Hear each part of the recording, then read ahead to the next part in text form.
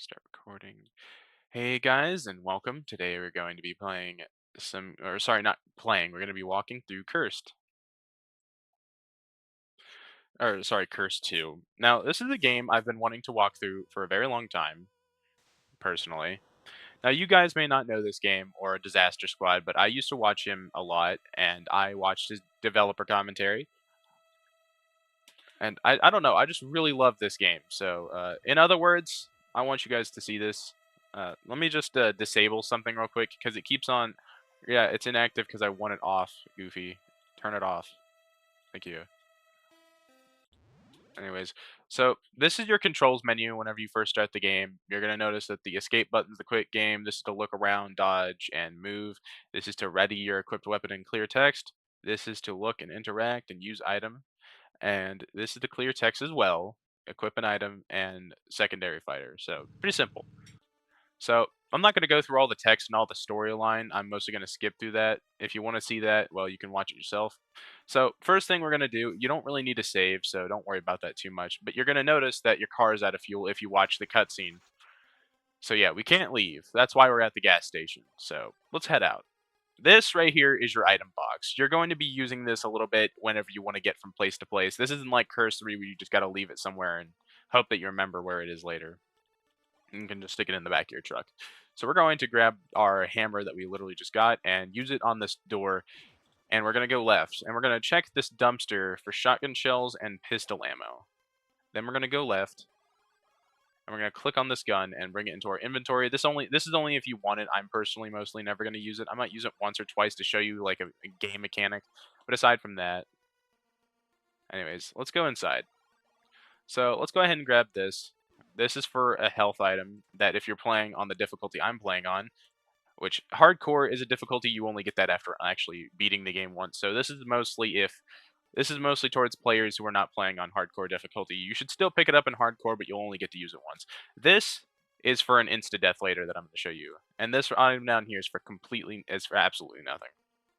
So we're going to go to around the corner, and we're going to click on this guy and click on his little patch here or whatever it is. I guess pen holder. I don't know. And he has a key. Remember this guy. Let's go ahead and smack him in the face. Don't actually do that though. You'll see why here in a second. So let me go ahead and put my map into my inventory, and let's back out. Now, believe it or not, this door has this really weird function where if you hit the door, the bat will be awake. So I might as well go ahead and show you what that looks like. He'll pretty much be already ready for you the moment you open up the door now. If you hit the door in any way or shoot at it, because there was going to be a game mechanic involving shooting through doors and, but yeah, there he is. He's awake. So let's go ahead and deal with the threat and show you how the combat mechanic works in this game. So WASD obviously dodges. So let's go ahead and ready our weapon by holding spacebar. You want to aim a little in front of him because he's a bat, and you'd want to dodge in the, if he's up top, he's going to bite up top. If he's on the side, he's going to bite on the side. So dodge left here. I don't think he ever bites at the bottom, unless it's like on a directional side. Yeah, you can't really tap up, so there's no such thing as like dodging upwards. So he'll never directly attack in the middle bottom there. Man, he's biting at me a lot today. Yeah, so once you've killed him, sometimes these guys drop stuff, and you're going to want to pick that up. So let's go ahead and put the gas can in our inventory. And let's go ahead and go to our car. Let's go ahead and grab this gas can, put it in, and then drop it off. And then hop in our car. Save it, because we've just done a lot, and, oh, man, this guy's coming to kill us. I wonder why that is. Well, I'll show you why. It's because you actually hit him. You're not supposed to do that. If you hit him, it causes a flag to be set where he is going to come after you and beat you up. So, how do you solve this problem? Well, grab your hammer and continue to smack him in the face. And just because it gets, trust me, don't stop. Don't stop until the text box pops up. Just because it gets a little, just because it changes a little bit doesn't mean stop. Now you can stop. I don't know if that was pent-up rage, but he's most definitely dead. I hope you're proud of yourself. Now, you can actually still smack him after he's dead. I don't think the thing changes anymore after that. But yeah, he is not coming after you anymore. So, one more thing before we actually leave this place. We need to come back out here, because there's one more thing that you need. And this shed is going to be important for later because there's an item that you can pick up in here. Now, you can't see it just yet, but it's right here, and it's the chainsaw. So we're going to go ahead and pick up this green stuff. It is a healing item. And you can pick up this brick, but you won't really need it. It's again another pointless item. It's a red herring. You don't need it. So just forget about it. Anyways, let's head over here. Back into the car. And yes, you can leave now. He's not going to come for you. You're fine. So just go ahead and turn the key. Anyways, so grab your map. And when you pull out the map, it's going to talk about Jennifer's house. We're going to go that way. It's a crudely drawn map of the whole town. It looks like only a few places are highlighted. Hey, one of them is Jennifer's old house, which is this place right here. We're going there right now because it is the first place you need to go before you do anything, which is what the text basically implies. You're supposed to go there before you do anything. Now, I might as well go ahead and talk about the road sections. There is funny little things that can sometimes pop up, like a little guy might fly into your window. We might see that during this walkthrough. Or sometimes these guys will pop up on your side, and you'll want to have your hammer ready. But yeah, we're going to go right, and then we're going to go to the house, like click left to go on the house. So basically, let me explain how the map works. If some people don't understand how map works in real maps work, because sometimes people don't. Basically, the moment you get out of here, you're at the gas station and you're looking this direction. You're looking north. We turned right and then we went straight to get to her house, and then we turned left into her, road, or into her house, blah blah blah, etc. Pretty self-explanatory. So I'm gonna go ahead and drop off this healing item because I don't really need it right now. This key I should have honestly dropped off way earlier. And this gun I'm mostly never going to use unless we come across a red guy that has eyes that you can shoot out. So the first thing we're going to do is go to the left here. Oh, hey, he appeared. Anyways, we're going to pick up these shears. These will be important for later. And we're going to go over here. And we need to talk to this guy. He is important to the story. So I'm not going to talk to him. I'm just going to go through the entire first dialogue. And then once you do that, you can click exit and a coin will drop. And we're going to pick it up off of him. If you want to talk to him, go ahead, but I'm not going to. This will be important for later. Remember it. We're going to have to bring a shovel back here. So, yeah, let's go ahead and open up the door. So let's go ahead. I'm going to go back to my car and save because I have two insta-deaths I want to show you guys in this house alone. There's probably more that I might be missing inside this house, but I can't think of any more. Also, if you stand in here, sometimes there's this little guy that'll appear right here, but he doesn't seem to be appearing for me. So sometimes whenever you come into this room, or if you just rapidly tap escape and then come back. Oh, I missed her. Hold up. Let's see whenever I get her. You're supposed to turn off the TV whenever she comes. I didn't mean to press it again. Well, can't do it now. I gotta fight this guy. Yeah, so that's how enemy spawning. Oh, well, she came after that. That sucks. Maybe she'll still be there. Let's go ahead and fight him. So yeah, basically these enemies will pick a spot in the room to spawn in. I think there's only one spot for them to spawn inside this room, which is the door. Which makes sense.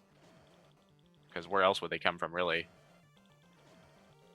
So you want to go for the main body. Don't go for the arms. It just does damage to the arms. Yeah, she's still there. So, man, I really don't want to go just yet. I just got some XP and some shotgun shells. Whatever. If you turn off the TV, she'll kill you. Yeah, don't do that. Don't turn off the TV. I was going to go back to the car and save, but it's already hard enough to get her to come out, so I just thought it'd be a whole lot easier just to go ahead and get that over with. So let's go back inside the house. And I know an enemy's going to show up soon, so I might as well have my hammer ready. Whether it be that guy or somebody else. So sometimes whenever you come into this room, this thing right here will fall. Okay, I won't even talk about you then. You just kind of happened. And I didn't even mean for that to happen. Alright, so I'm going to go ahead and grab this flashlight. Sometimes whenever you open this up, there will be a head in here that screams at you. Might as well go ahead and throw that. Oh, hey, you're back. Hey, buddy. I know you want to fight again. Round 2, I suppose. But yeah, if you go for the arms, let me show you what happens. If you go for the arms alone, it'll take off the arm, and he can't use that arm, or it can't use that arm no more. I'm not sure if it's a he or she. So yeah, it can't use that arm no more. It can't use this arm no more. So all it's going to do is bites because it can't use its arms no more. It doesn't have any. And it might take a while for it to do bites. Like, you could literally have your weapon not ready and just stand here. Like, really, it's embarrassing. Anyways, yeah, so that's how limbs work in this game. Yeah, let's go ahead and get him out of here. There he goes.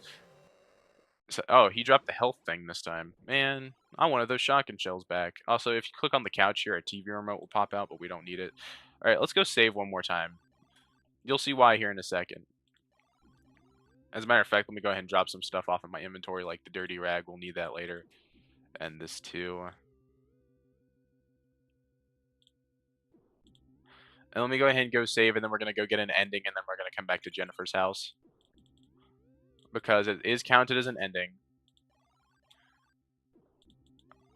Alright, so, yeah. Oh, hey, there he is. I've been trying to get you to come up, buddy. So we're going to go upstairs, and we're going to go into the left door here. You see that doll right there? Go ahead and grab your batteries. I'm not sure if you can do it from right here. No, you can't. Alright, so what you're going to do is you're going to pull it over this dolly and die. Yeah. You should pretty much expect stuff like that by this point. So, yeah, the batteries are completely useless aside from getting yourself killed. So don't ever actually pick these up unless you want to see that for yourself. Anyways, sometimes when you die in this game, you actually get a funny game over death called Game Over. Yeah, I'm pretty sure you guys have heard it. It's from Daytona, I think. It's an old arcade machine where you race. Anyways, if you open up these curtains, yeah, sometimes he'll wait, no, he always appears. It just takes a little bit. Anyways, this key card is important if you're trying to get the good ending. If you're trying to get the bad ending, then it does not matter. 102289. Remember this code. It is for the safe in the tavern. And we're gonna open this up and fight this guy. So it's always this guy. It's no one ever any. It's no one anyone. It's never anyone different. So, anyways, just go for the body, like I said before. No reason to go for any of his other body parts. Whoa, what happened? My game crashed. My game crashed. What happened? That's a first. That's never happened to me before. Okay, weird. That's the first time Curse 2 has ever crashed on me. I've been playing this for a while too, so that's weird. That's a first. That scared me too. I really hope I didn't ear rape you guys. It sure did ear rape me, but I have it turned off. I have it mostly turned down. So it shouldn't have hurt your ears as badly as it did mine. So let's go ahead and load. Sorry about that. Let's go back upstairs. Do I still have all that stuff in my inventory? No. I should have probably put the shears in there as well. Anyways, let's go back upstairs. That was weird. But yeah, 102289, like I said before, is the code. So let's go back inside this room. Skip forward if you feel like, or unless you want to see this battle or not. I mean, I don't know. You do whatever you want. Hopefully the game won't crash this time. I'm not sure why it did. It's never done that to me before. I've played this game at least 5 times over. Maybe even 6. Maybe even 8. Anyways, so yeah, we're just going to keep on pelting his body until he dies. Oh, ow. That's the first time I've been hit this playthrough.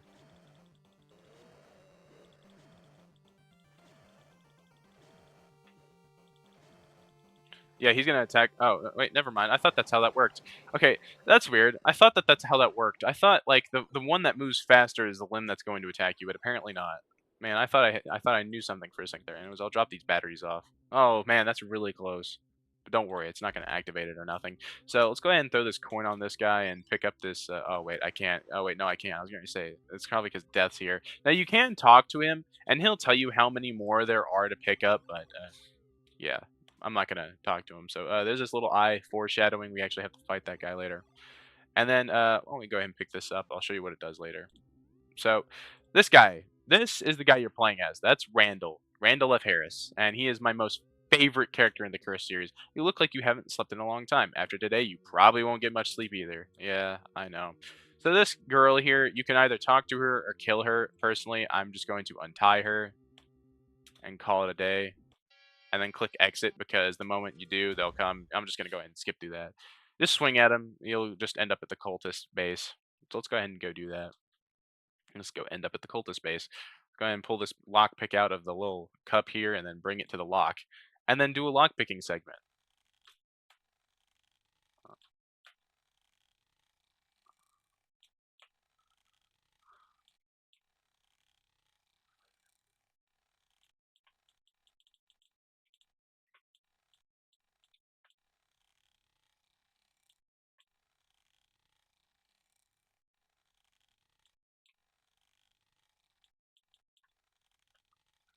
Pretty easy puzzle to solve, and it's also really fun too. The only puzzle that's probably gonna take me a little while is the sliding puzzle, and if it does take me too long for your guys' liking, just skip forward until I'm done. So yeah, that's how you do this puzzle. Honestly, it's very easy. So let's go ahead and save. And since I've leveled up, might as well go ahead and show you how this works. So whenever you level up, you'll get a oh yeah, by the way, let me go ahead and show you that. You can bring it behind the little key symbol for the health. I didn't notice that until just recently. But yeah, so what you can do is you can select any of these. Personally, I'm going to choose health right now because I like the blue health symbol. Actually, no, wait. No, set it on power. Sorry. We're about to encounter a zombie. Set it on power. Oh, never mind. We're about to encounter this guy. We were about to leave because we're about to go walk throughout the cultist base and meet our... What the? Hold up. Excuse me? Did anyone else see that? I just missed him twice. Oh, there we go. I was going to say... What? Do I have to go for his head? I'm confused. What do I keep missing? Bro has no hitbox? Okay. Well, you know what? I might as well just go ahead and show you how the run mechanic works.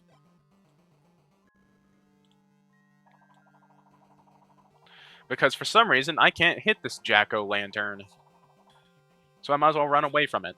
I, for some reason, can't shoot him. Or hit him in any way. I mean, I don't actually have the gun on me to do that, so whoopsie. Oh, whoops. Didn't mean to turn that on. No, turn off. Ah, man, now it's just on. Whatever.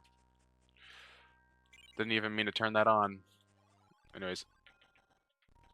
So whenever you go out into this area, this is a labyrinth. You're going to be seeing a little bit of these whenever you play this game, so get used to it. So let's go ahead and go fight this guy. Our first zombie that you will ever meet in the game. Or at least the first zombie you'll ever fight in the game if you've been taking my path.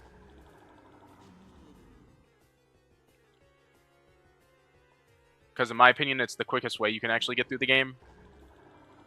The cultist base is usually the fastest way to do anything because most of the stuff you got to do honestly takes place there. So far, anyway. I was supposed to get an ending, but instead I came to the cultist base. It won't take me too long anyway. I could honestly do the ending right here. But I'll save before I do that. Because that means I'll have to go back. But yeah.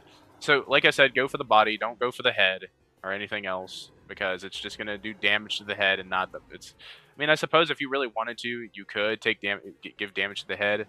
Because, you know, he does burp and he does, you know, use his tongue. But I'm not really worried about the tongue. Well, I might have to be worried here in a second. Hold up. That's more like it.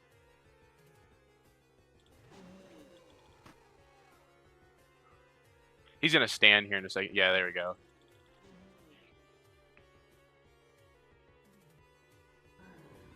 Almost died there. Anyways, he's gone. Sorry about that. That was embarrassing. I almost died there. Alright, hold on. Let me go back and... Oh, wait, I can't go back and get my healing item. Oh, well. Oh, well, I do have this. Well, I might as well show you how this works. So, this is what a healing spell does. So, there's the second meter, and you can heal, but it doesn't do very much because we're only on mine level 1, so don't worry about it too much unless you really want to use it, or unless you're playing in hardcore mode. Also, I can't even... Also, I just now realized I actually can't give him the rag until I clean it, so we'll have to wait till we get to the tavern for that. Anyways, time for the sliding block puzzle, because I might actually level up for doing this. So, this is going to take me a while. If you feel like it's taking me too long, just go ahead and skip forward. I don't blame you for skipping forward, because I suck at sliding puzzles.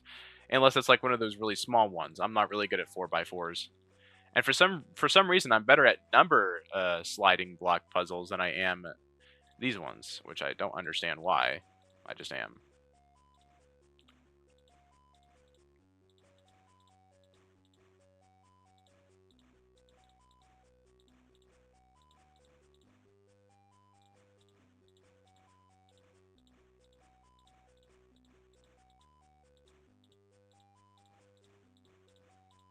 Good music, too, by the way.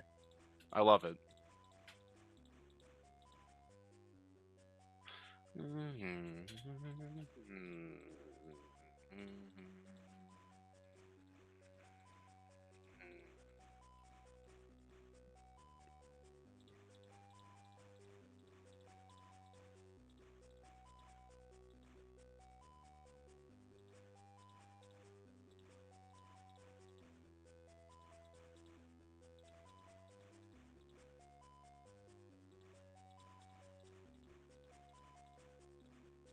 I'm actually doing a lot better on the slide puzzle today than I was yesterday. It took me way too long to figure it out last night.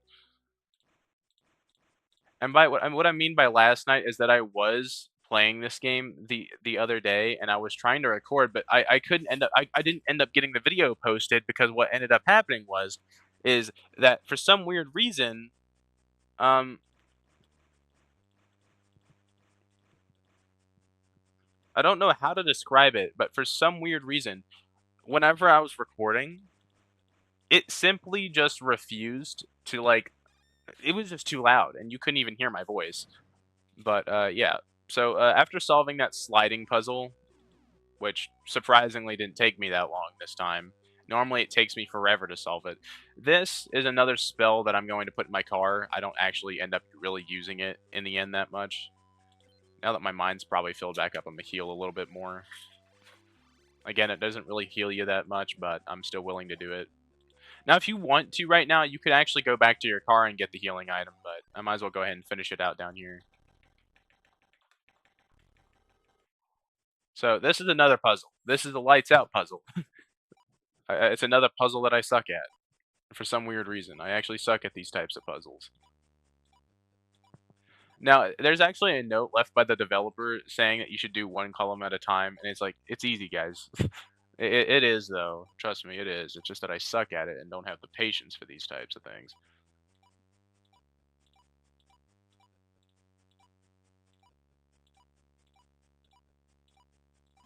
Oh, hey, I actually got it. Weirdly enough. Well, once you do solve it, chances are you'll level up, in which we did. In which we did. And I'm going to go ahead and put all of my experience points inside of the power area right now.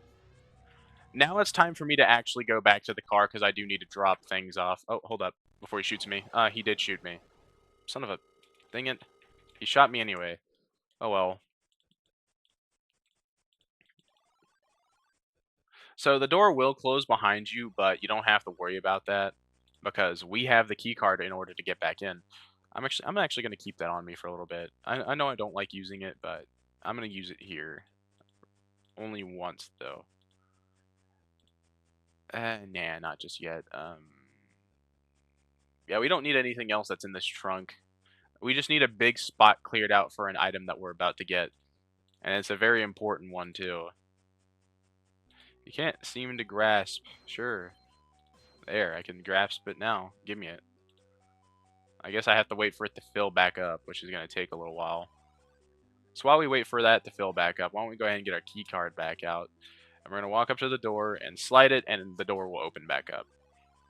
Therefore, letting us back down into the basement. And I honestly should have had my hands on my mouse rather than my keyboard.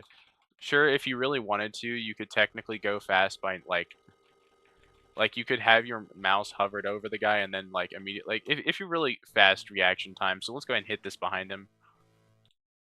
Let me go ahead and heal a little bit before we get into battle because I really don't feel like losing this battle. And then I'm going to go ahead and put my experience points into the power section so we can get this fight done and over with as fast as possible.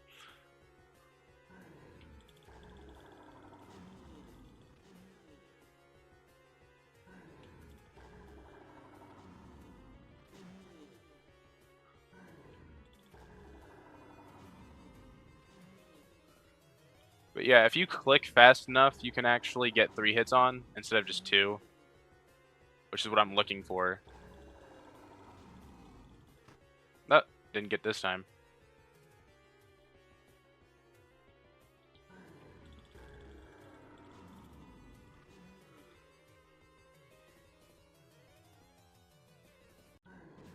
Ow. And there he goes. He's gone. Bye, buddy. Good thing we have our coin still on us. Anyways, we're gonna go ahead and open up this, I can't do it because Death's here, apparently. Can you leave, Death? I'm trying to open up, oh wait, there we go. Alright, so there's some shotgun shells and some pistol mags in here. Now, for some reason, he calls them clips when they're actually mags. Also, a normal pistol mag is not gonna look like that. You're not gonna ever really be able to see the bullets out of the front like that. I've actually seen a pistol, and I've held one before. They're pretty cool. But I've never seen a pistol mag look like that. Maybe, like, you could see it from, like, the side, but, like, I would never imagine me seeing it from, like, Uh-oh. Okay, he almost killed me there. You have no idea how close that was. Alright, so this is a save. Whoops. Let's get out of here. Let me go ahead and have my stuff ready this time instead of being stupid. I almost died there and would have had to have done that again, which would have been pretty embarrassing if you ask me. So let's go ahead and go back out to our car because we have nothing else left we need to do here. I just wanted to go ahead and get the most important part, in my opinion, out of the way.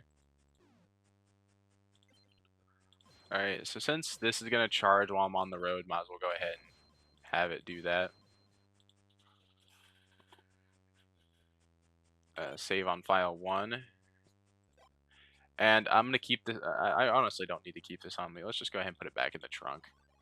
So we're going to the tavern after this. There is other ways you can go about this. If you really wanted to, you could go straight to the like the barn and go ahead and get ready. But I'm going to the tavern for an ending, which I should have honestly done earlier, but I didn't. So we are currently here. We're gonna want to turn right and then go left, go straight twice and then turn left. So that's the fastest way you can get there, in my opinion, anyway. Also, you may have noticed my cursor. That's an XP from Casualties Unknown. And then Ivy Comb goes and releases a song that makes me cry. So, because it's a Casualties Unknown song. It's sad. I have an empathy debuff. All right. Anyways, let's hop out of the car. All right, my mind's charged up a little bit. Let's go ahead and. Oh, didn't mean to get back into the car. Wow, that really didn't do too much. Yeah, I've never really ended up using the mind power because honestly, you could easily just go back and get the little thing there, that little green thing. Like, I just prefer to get it. I just prefer to go back and get it. Anyways, I don't know if I saved or not. I keep on forgetting what I'm doing.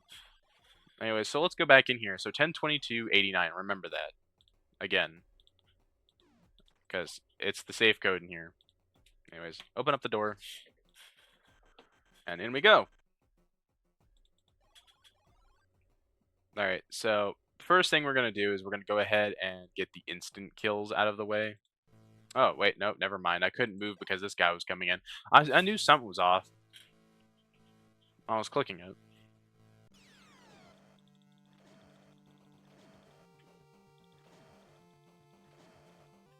It's a good thing he did, Philip said with a snort. You're creatively bankrupt and your temper is short. Man, I can't get the Island of Dr. Morose out of my head now. I mean, I've never played it. I just watched gameplay of it, and the rhyming just really had me hooked. You know what? Since I just fought that guy, it'd be a whole lot more ethical to just go back outside so I don't have to do it again and just save. I'm just going to go ahead and do that. That'd be a lot better. Anyways, let's go back inside and move into the bathroom. First instant kill you'll get is by looking at this doorway too long in the mirror. This green guy will appear. He looks like I don't know, a praying mantis, and then he'll walk in and kill us. Man, he's taking forever to show up. Oh, there he is. There you go. So, yeah, instant kill galore. They're pretty all easy to avoid. Like, they really are. They're all mostly easy to avoid. Except for, like, 2 later, which you'll see. So let's go into, here. Let's go into the let's go into the stall. I wonder what could be in here. What could be... Oh, hey, there's some writings on the wall. What's in the toilet? Oh, there's this. Let's go ahead and grab that. All right, I'm ready to leave. And what was that? So first things first, don't touch anything if you want to live, but we're going to touch it anyway. And then get attacked. So, yeah. There is a way you can survive it, and I'll show you how right now.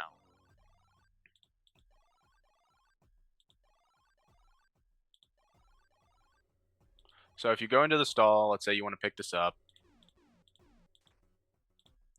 just don't even touch anything. Just leave your mouse on the desk until they leave. You should be able to hear when he leaves with the audio cues that the game gives you, so just sit there. Don't touch nothing. It's hard to believe that a guy who makes Go Animate Caillou videos made this game, though. It's really brilliant, and I love it. And I'm glad he can continue the series with 3 and is remaking 1 as we speak.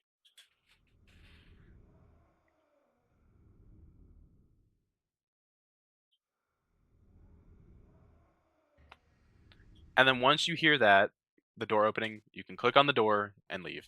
So let's go ahead and grab this bar of soap and then hop off here before he comes and kills us. And we're going to head back out to the car because we are ready for an ending, which we could have already been ready for earlier. I mean, if you're speedrunning, it'd be a whole lot easier just to go straight to like the tavern, grab the bar of soap, and then go to Jennifer's house first, grab the it's pretty simple. But yeah, let's go get this ending, which I'm probably gonna save after I fight him because honestly, it'd be a whole lot easier just to do that so I don't have to do it again. Because I'm gonna fight something. I'm gonna fight a zombie first because that's the only way you can get the guy to appear is if you fight one and then they disappear. Also, we'll pick this up later. That is actually important to the story, or at least for one fight in the game. I usually never end up using it because I prefer the hammer.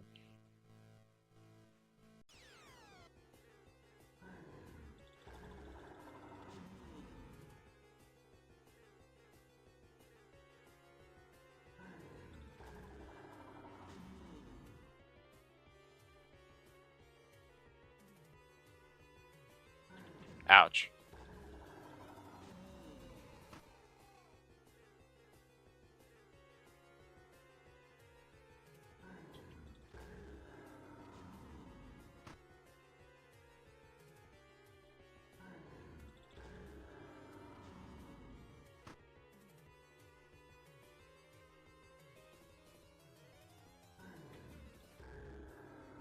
He's almost dead. Don't worry. But so are we, so we need to be careful. Do need to be careful. I said that wrong.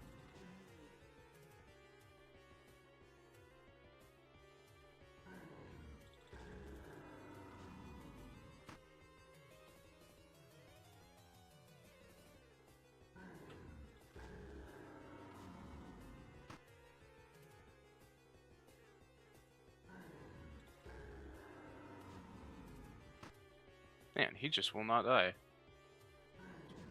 And then I die. Cool. Man, why won't you die? It's like I hit him 3,000 times. Sorry about that. Just skip forward if you guys just get bored of me fumbling with this guy. Yeah, I have it on power, weirdly enough. There's no way I can really level up here, and this is pretty much the only way I can do it, so that's why I prefer to. Huh, that's weird. I don't have the rag in my inventory. That's probably because I left it in the car. I'll just pick it back up later. Can I heal myself anymore now that I think about it? Yeah, I mean, it has gone back up a little.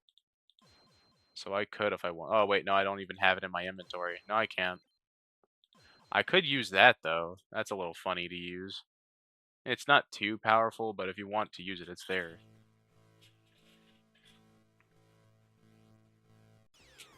Alright, let's try this again. Splatterhouse 3 music in the background. It's a Genesis game. Thought I'd just point that out. Just for the funnies. Because I know one of you has probably played it. One of you out there.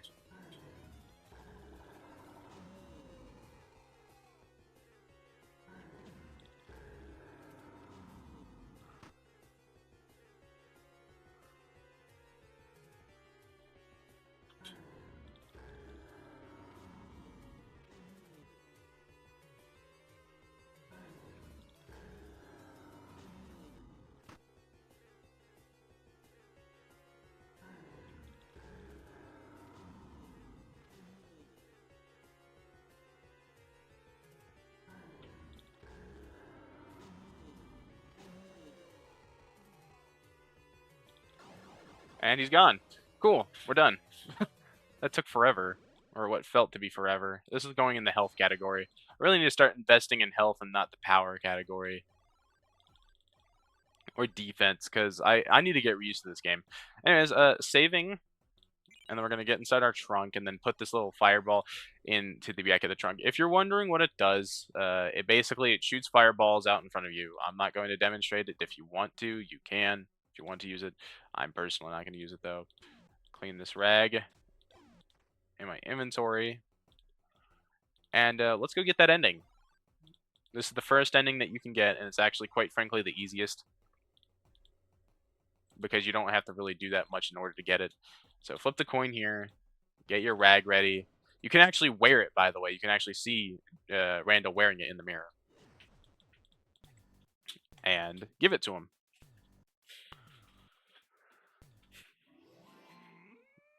It's ridiculous.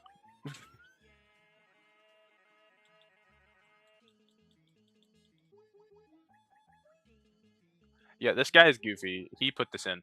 Don't worry, the hardcore ending is just as goofy, if not even more goofy, because it's a reference to the old animation from the guy who made Chequiem Before You Requiem. I think it's called Doom Battle Schmoes.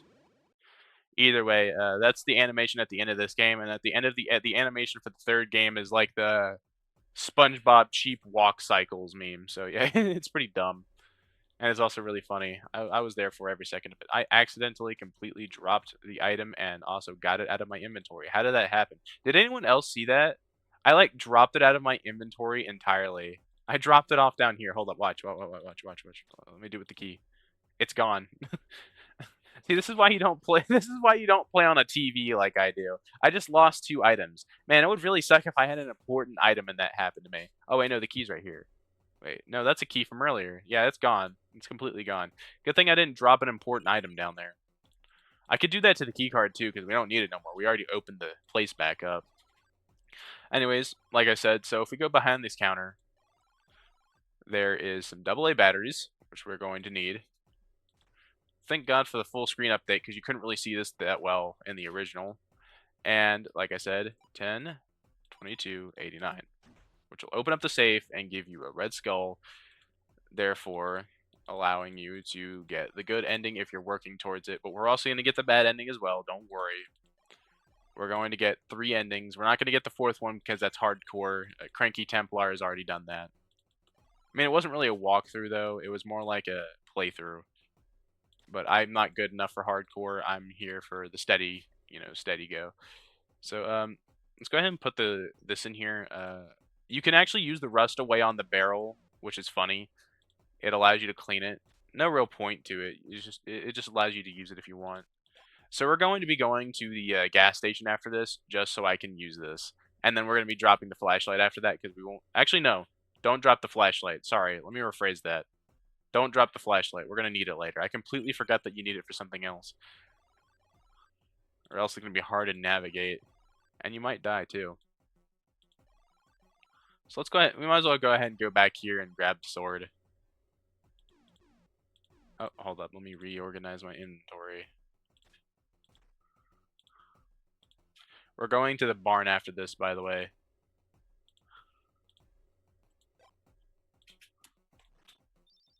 Now that that's been done, we can go ahead and walk outside. He's not letting me move.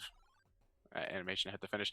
If you click on the trash can, there's some ammo you can pick up. We're not going to go back here just yet. You got to like how that gate's in the way. And it's not allowing you to go that way. You have to like step over the gate. I wonder if Paul thought about that before he drew that there. Also, you can click on this back here if you want to. This is the guy that drowned, I think, if I'm not mistaken. The guy that drowned in the car crash, I think. I don't know. He's not a character you really get to see physically, like as like the way he once was, I guess. I don't know. Oh wait, hold up. I gotta put this back in the trunk. So the sword and shield used to be gray and blue. It had a different graphic. I mean, it still worked exactly the same. It's just that the shield was a different color. Anyways, let's go ahead and open back up our inventory. I don't even need that flashlight right now. So from the tavern, we're gonna go right, then left, and then right, and then left. So right, left, right, left. And then after we get done with the bar, we're gonna go to the Christianity hole, and then I don't know what it's actually the church. Yeah, I don't know why I said Christianity hole. I couldn't think of church off the top of my head, so I just said Christianity hole. That sounded so wrong. I'm sorry. Yeah, we got to go to the church after the bar. I can't think. God, I'm so focused on the road scene. All right. I hate this music, by the way, so I'm going to get out of here as fast as we possibly can, because the barn is scary, or at least it can be. So yeah, we're going to be going right, then left, then right again, then left. So the first things first, you're going to want to go ahead and get everything you don't need out of your inventory.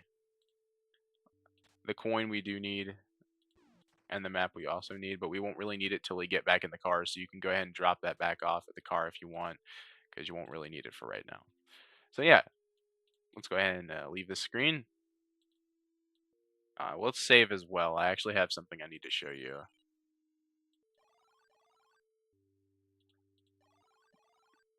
So let's just go ahead and go straight to the barn and open it up.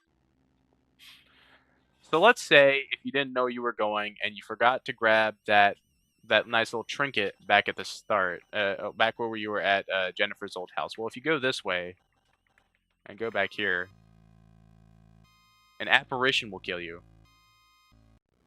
It's an instant kill, and if he touches you, it's unavoidable. So you can avoid him by just simply knowing where you're going or getting in the back of your car and grabbing this and turning it on whenever you go inside. Now, I'm not sure how well it works because I've personally never used it. I usually just prefer to go through as fast as possible and hope that I don't get killed. That's just how I roll. That's just how I roll. Anyways, two important items here. You're gonna need both. You actually need to use this one right now, by the way. Let me go ahead and show you. Yep, but he thought he could hide. Nah, bud, we need the good ending. See ya. Let him go ahead and scoop that up before we leave because we can't leave until we've seen it for some weird reason. I guess the game has to program it in first. I guess there's probably a reason for that. If you search this tree, a cursed ring comes out. Don't get it. Don't. It'll slowly kill you. You don't want it. Also, if you wait here long enough, I think a spider will sometimes come through here.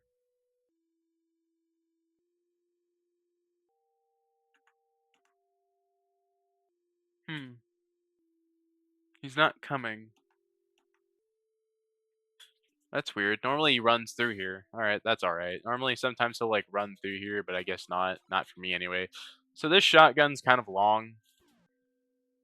And this is for the chainsaw. Yeah, if you can't exactly fit the shotgun in your inventory just yet, that's okay. I mean, I'd personally like to fit it in now, but chances are I probably can't, so.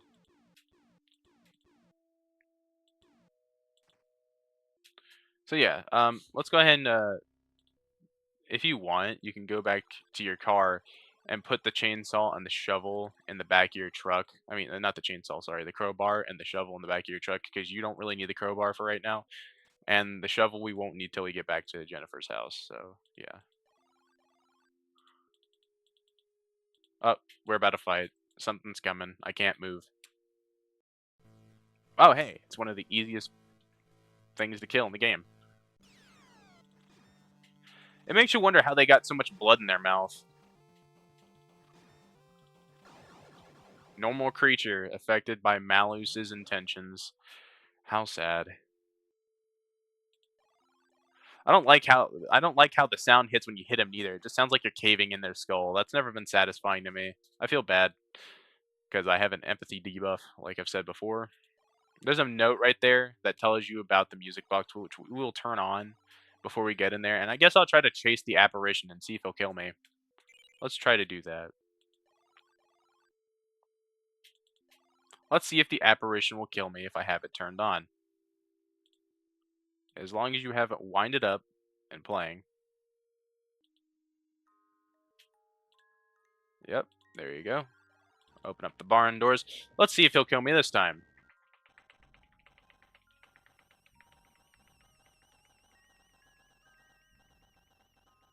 Nope, I'm not noticing anything. Alright, cool. Yep, I guess he does leave you alone. Yeah, we don't need to go back down this way. So if you actually roam through these areas, sometimes you'll see these red skulls around the place. Now, this is the only labyrinth I'm a little confused with, so I don't have a map for the place. If you look up the Steam guide, there is a map, but let's go ahead and fight this guy. You can actually use the gun on this guy's eyes to get rid of his eyes. This is the only labyrinth I'll ever be confused with, by the way. Maybe the last one, but this is the only time we'll have to go through this one. So don't worry about me getting too stuck in here. Or at least in the other one anyway.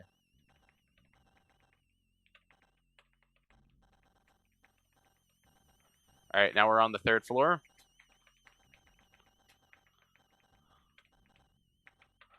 I'm just taking guesses as to where is to go right now. Now, I probably should have brought the compass with me, but I didn't. So, like I said, it's probably better for you guys to look up the Steam guide because it'll tell you where to go.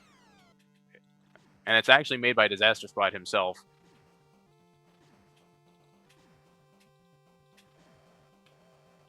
Whoa, he bit twice. I barely dodged that first one. Hey, Mag.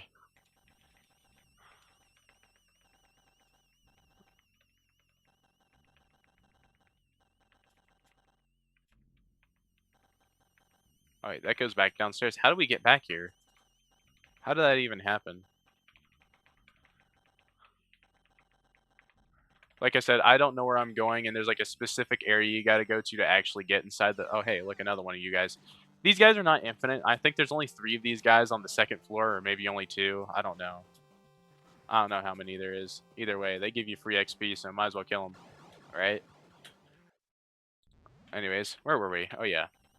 Oh, whoops! Didn't mean to turn myself around.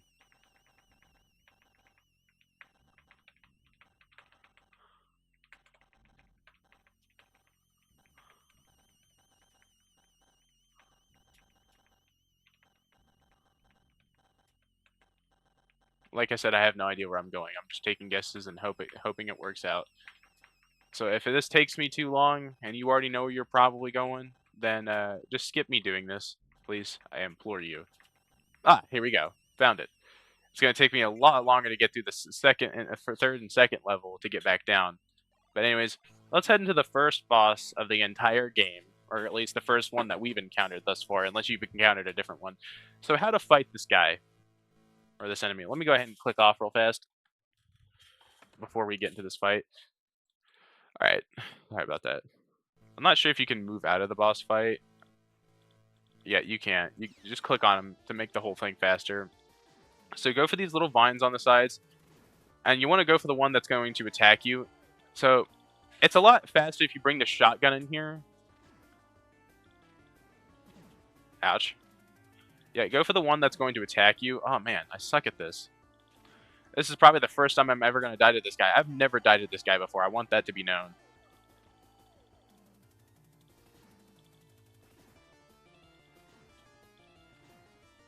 It's also because I'm still getting used to the mouse speed.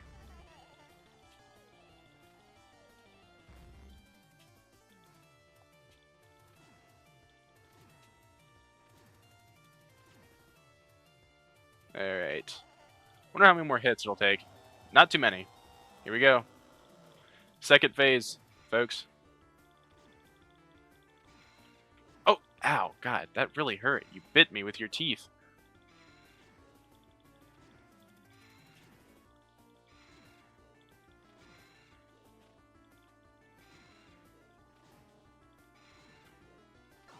Anyways, he's gone.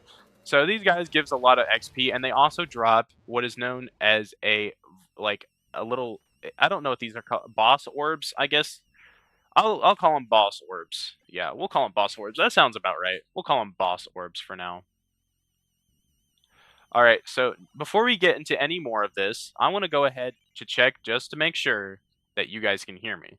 So let's go ahead and go do that, which won't take me too long. Trust me.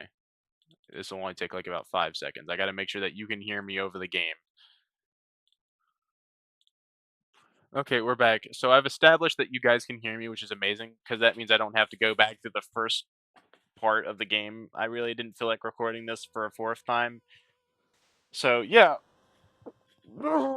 Gosh, my back. All right, so I just needed to make sure you guys could hear me because I was not about to record that another time. Anyways, back to file 1. So we're going to go back downstairs and go back into the labyrinth because we have everything we need. Which might take me a little while to figure out because, again, I suck at these labyrinth sections. And you have to go into a specific area. And now that I have to find said specific area, chances are I'm never going to find it. So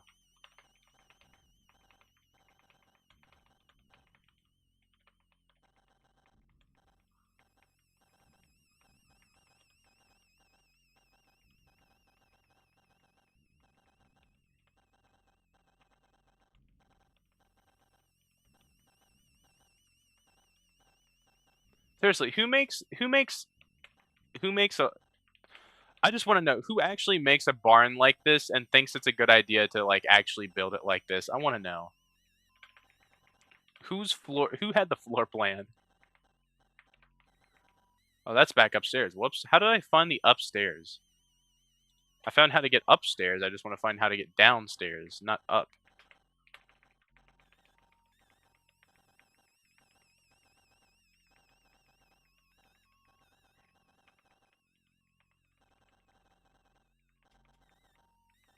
Ah, here we go. Second level.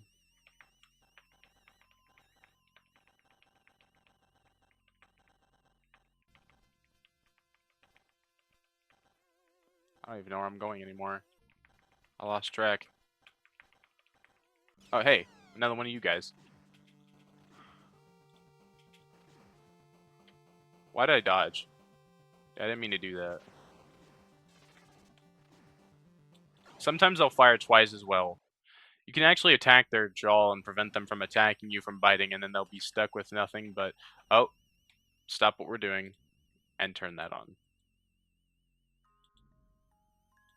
Now it's actually pretty easy to get out of here. You shouldn't be too worried about the apparition as long as you know where you're going. I'm going the long way because I feel like it. Oh, and we turn left and we're out of here. So we're done with the bit. So we're done with here, and we're also done with this music box. We no longer need it. It's a piece of trash, or at least it is now to us anyway. So let's go ahead and do that. And oh, whoops, forgot. Yeah, that's right. I thought I was gonna go to the church after this. I mean, I could, but at the same time, I really want to go back to the gas station and get that thing. Yeah, let's go back to the gas station first. Let me put the boss orb in here. I almost dropped that in my inventory, which would have been an instant reset. Because if that gets lost, we can't get the good ending. We can still get the bad ending because we can get like 3 more boss orbs, but we can't get the others, which would really suck. Also, I don't need this. Just yeah, I really don't need it at all. I don't. Oh, wait, I had the shotgun on me this whole time. I could have fought that fine. I could have fought that boss with him. I said I don't have the shotgun. Yes, I do. Whoops. Well, that boss could have went by way quicker. I still don't have my map on me. Doofus. Yeah, I don't I'm not like I know where to go. I just don't know the map well enough to figure out where I'm going without having to look at it. Anyways, so we're coming out of the barn. Don't even press that move button. Turn the key, doofus. Anyway, so we're coming out of the barn, which means we're looking this way. So we need to turn right because I'm going to go down here, which is going to take a little bit. I think the longest place it takes for you to get is down here. So let's go left. Because so now we're heading to this intersection. We're going to go right, which will take us down here, and then we're going to take another right. So lovely evening we're having, huh? So you're probably going to notice. You're probably wondering, man, it would be really fun if we get stuck out here. Well, don't jinx it. Believe it or not, we actually do have to go through a segment like that, but that won't be till later, thankfully. We are going to get out of our car, and we're going to have to fix a popped tire, which only happens after the second boss that you've killed. And honestly, the next boss I'm going to go for is the boss inside of Jennifer's house. And then we're going to...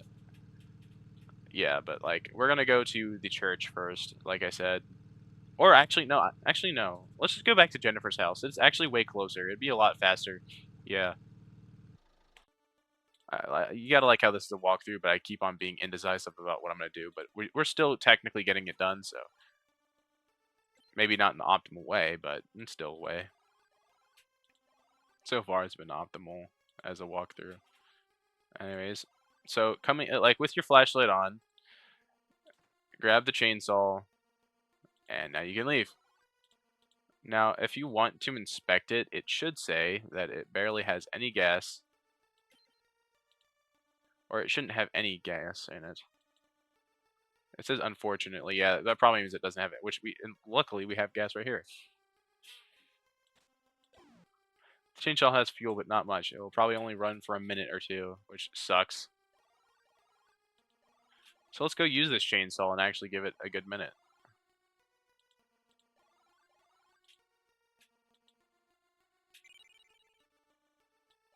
Don't get out of the car. So yeah, let's go straight back to Jennifer's house because we actually have the shears to go do what we need to do. which is going upstairs, and also the shovel. Ugh. Up, down, up, down, up, down. So yeah, we're still heading towards Jennifer's house, which is a right, and then, you know, you go straight one more time and then click left, which is right here, Jennifer's house. Hop out, save the game, and then go to do what we need to do. So I'm going to go ahead and clear some space for the items I'm going to need, like the shovel.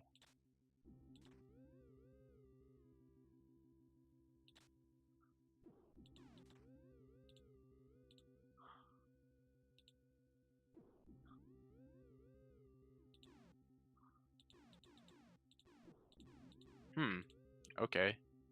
Oh, I was going to say, please don't tell me I lost the shovel. I done panicked for a second there.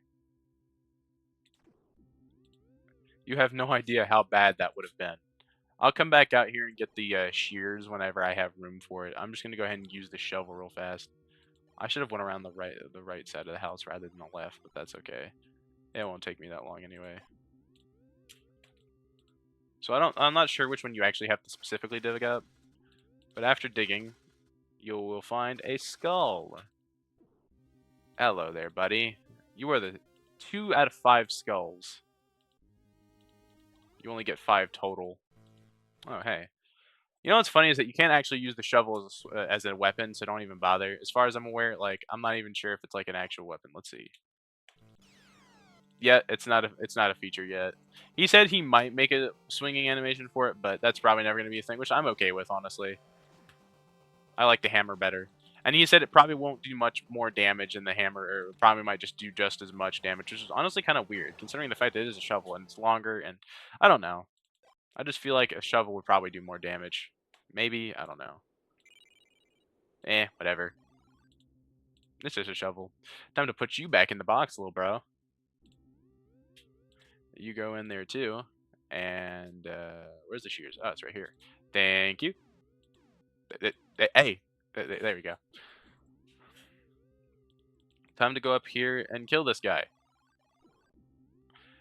Also, if you want to, I should have probably mentioned this earlier, but if Granny comes out and if you've gone to the church and you have the crucifix, you can actually crucify her and get XP. But I'd go ahead and mention that. Oh, yeah, you know what? I might as well go ahead and show this off. She's been torn to bits and pieces. She's gone. It looks like chunks of the girl that was tied up in here. The smell makes you gag repeatedly. She's gone. That's her head. That's her cord. And yeah, I really wonder what they did to her in here. But whatever. I don't want to stay in here much longer, and I'm not going to go up to the mirror to look at myself. Anyways, shears. We're going to need the shears again later, so don't get rid of it. Why do I have this? So these guys will not come out until...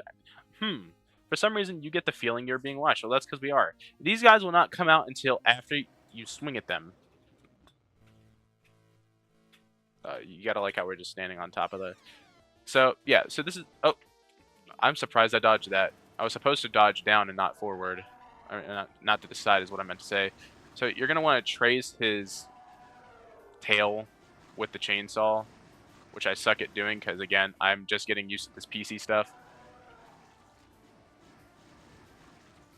Honestly, might run out of chainsaw gasoline before the time I actually kill him.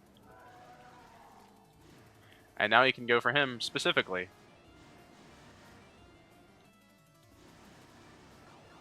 And he's gone.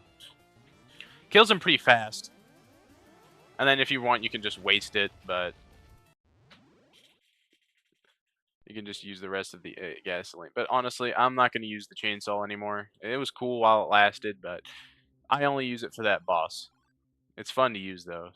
So use it while you can on that specific boss. I mean, you can use it on all the other bosses if you want, but I just prefer... I don't know. I just barely ever use the chainsaw, really. It's a good weapon. It's just that you don't really get to use it that long, and it's honestly a whole lot better just to get used to the hammer. In my opinion, anyway. So let's go ahead and put this in here. We're not going to need it just yet. We can go ahead and put this back in here. You won't need that till we get to the...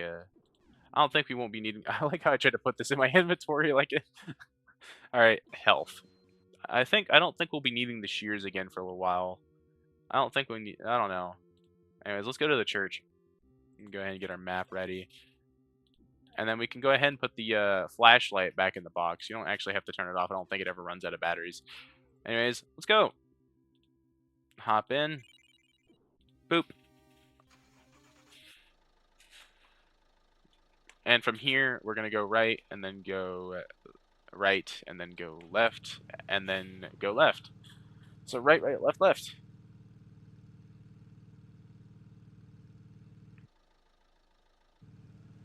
Here in a minute, I think our tire should pop. Yep. I knew it. All right, so yeah, this was inevitable to happen after you beat your second boss. It has to be done.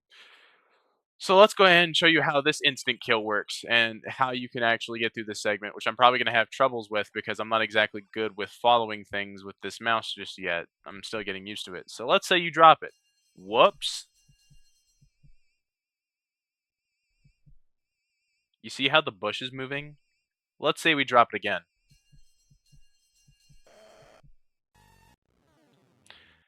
Eventually, if you just make too much noise, he'll kill you. So believe it or not, moving the tire and getting everything you do out here makes noise.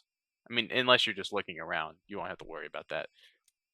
But you don't have to worry about the twisting making noise, really. I'm not sure if that's something that makes...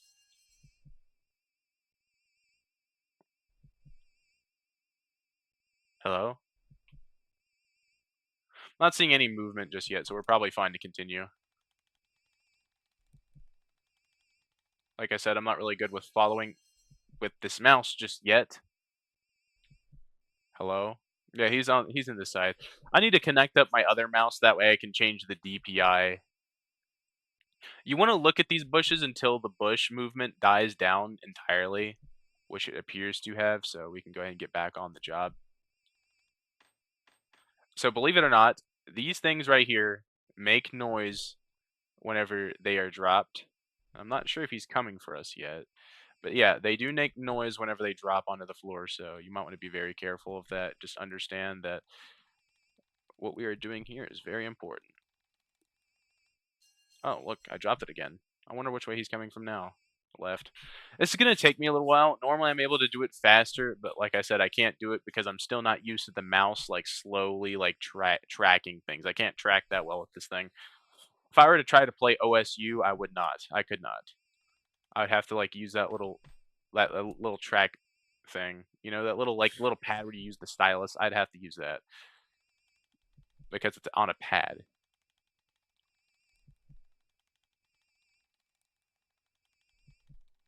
Cool, we actually got that one fully this time. Is he out here? Nah. Should be fine to continue.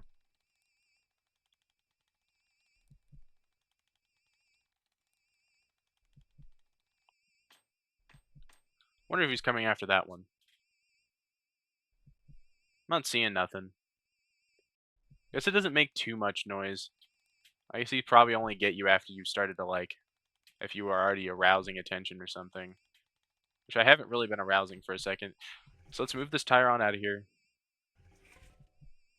So whatever you do not drop these pieces outside of this screen. If you do, you will be soft locked and you will have to kill yourself. Oh, I didn't even mean to drop it. I did. Also, putting them in too also creates noise, so let's wait for the bushes to die down here. This is taking me a lot longer than it normally would take me. Alright, he's gone. Alright, one. Let's go ahead and set this. I was going to say set this down nicely until it just decided that it was going to. I can't really get back in the car to show you what would happen, so let's just put it this way. If you want to see what would happen, just get on your own save and, like, turn to the left or right while holding a piece that is important to the car tire, and then just drop it, and you're going to realize it's not coming back. I don't know if if Paul noticed that, but yeah, you can drop it off and it will disappear, and you're not going to get it back because it's physically gone and you can no longer get it. For freak's sake, I can't track. Which bush is he moving in? I haven't seen either of the bushes move. Oh, it's left. Hello? Okay, he's probably gone by now. I can probably get back on it.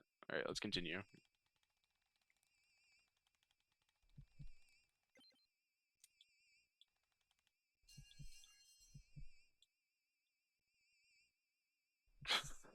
I could stop dropping this freaking thing. He could have been done by now, Randall.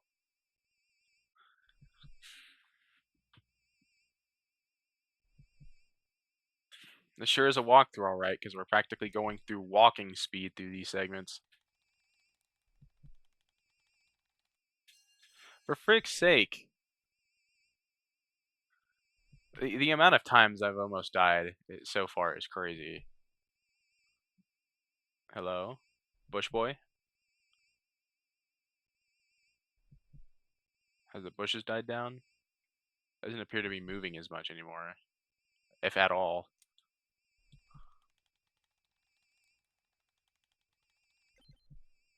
Gotta keep the XB's nose attached to the wrench. The Allen wrench, whatever it's called. I thought you didn't actually have to track it whenever you first played, so I was like confused as to why it kept on falling, and then I looked up a walkthrough. Oh, well, at least I caught it so that way I didn't hit it the second time. Is there any bush movement here? Not seeing anything. Nothing that's really noteworthy or out of the ordinary. At least I caught it before it hit the floor the second time. And I'm just gonna say it right now, I've dropped a wrench inside of a workshop before. It has never been that loud. Because I used to go to this academy where they would teach you how to do a job. Alright, there we go. Let's just go ahead and set this down nicely and hop back inside the car. Now I suppose if I actually I could show you. I can hop back out the car. Maybe. Yeah. This is what happens if you drop it outside the. Oh, that's weird. You can't drop that outside of the screen, but you can drop the bolts outside of the screen? That's weird. Well, at least you figured out that turning with those wouldn't be such a good idea. Okay, I don't know. Oh well. Also, soon enough, I'm gonna have to end this recording because at 4, I have a guy who's coming over who's going to interview me for job purposes. So, anyways, starting the car, we need to go left and go left again. I'm losing track of time.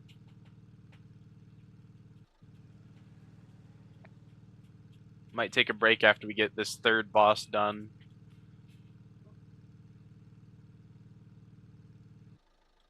Alright, so hopping out of the car. First thing we're going to do is get inside of the back of the truck and grab the shovel again. Move this up here so we can get this because we're going to need this. There is one more insta-kill you can get in this area alone, and I might as well go ahead and show that off. I'm not sure if there's any more insta-kills out here aside from this one that's coming up, so let's go ahead and go get that done real fast. So that way I can slowly focus on everything else, because right now everything is passing me by very slowly. Anyway, let's go ahead and hop back in. Or hop into the water, not hop back in. You know, I might as well show this way to die. If you actually take the suit off, you will drown.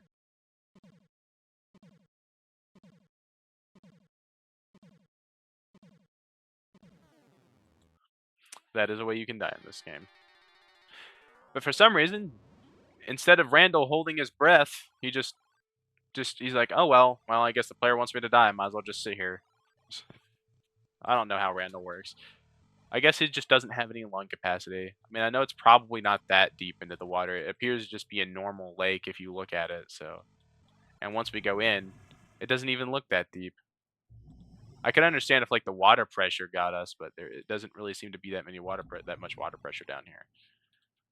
Otherwise, this thing would have probably collapsed. Maybe I don't know. I don't know how water pressure really works. But if we walk backwards and we stand here, this guy will come from the car and kill us. No real animation for it neither. He just touches like a specific part of the screen and he kills you. Anyways, let's actually go grab the skull this time and be quick about it.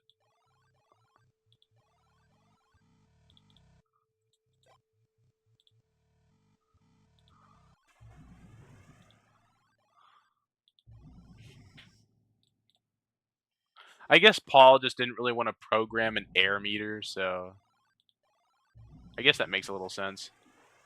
Oh yeah, by the way, if you sit here and wait, he'll actually poke his head out of the water, and then he'll go back in. So, yeah, we don't need this anymore. As a matter of fact, I'll just go ahead and drop it off the screen. Oh, hey, that's weird. That's weird. Huh? Storage area? Question mark? Extra storage space. I have extra storage space because I have a wide screen. That's weird.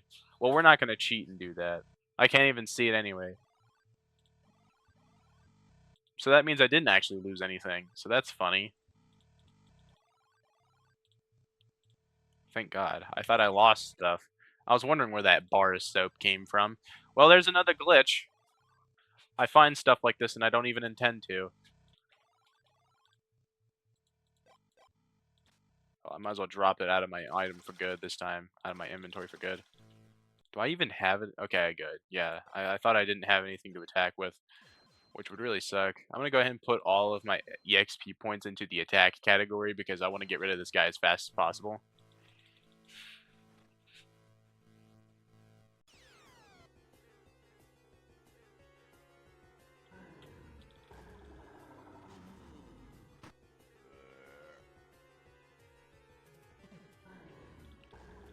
Now, I don't know if I ever told you this, but the guns also work around the power feature. For some reason, the more XP you put on the power, it also gives the gun more power. So we're working off of Super Smash Brothers logic here. The harder you charge up your gun, which is not a thing that's gonna happen. I guess it's just I don't know. It's funny. I just thought that logic was funny. Because Super Smash Brothers is guilty of it. This game's guilty of it. I just love pointing out when games do that stuff. It's funny. I think he should die on this next go. Yeah, thought so. I know he pretty much didn't have too much left in him. He didn't drop nothing either. What a cheapskate. Good thing we have a coin on us. Anyways, flip that on him, and once the Grim Reaper gets done reaping, we're going to go ahead and get down here, pull out our hammer, and open up the bag and kill a guy who's been skinned alive. Or a person. Some person or creature has been skinned alive and tossed in this bag. You feel like you should just put it out of its misery. You know, that really sucks. Look at this down here. The intestines and everything. Honestly, judging by the inhumane, weird claw fingers, I want to say that it's a thing. If that's a person, I am sorry. Because for some reason, characters in this game have... Oh, that's weird. Randall's arm cuts off. For some reason, characters in this game have 3 fingers instead of 4. I don't count the thumb. It's technically a finger if you want, but people, I don't know. People's logic. It's whatever, really. But yeah, they have 3 fingers instead of 4. And for the people who count thumbs, he has 4 fingers instead of 5, so. Anyways, let's go ahead and save.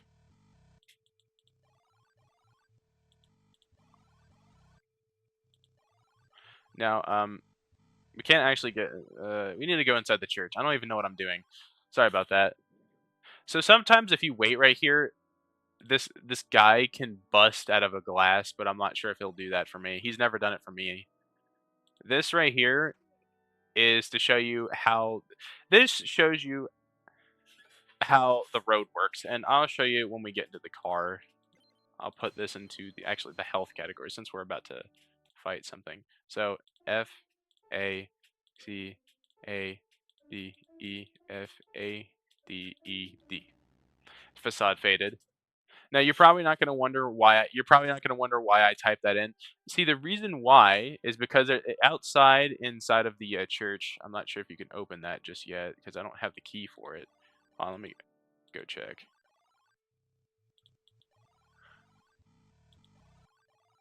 Yeah, I don't have the key for it, but yeah, if you have the key for that, you can open it up.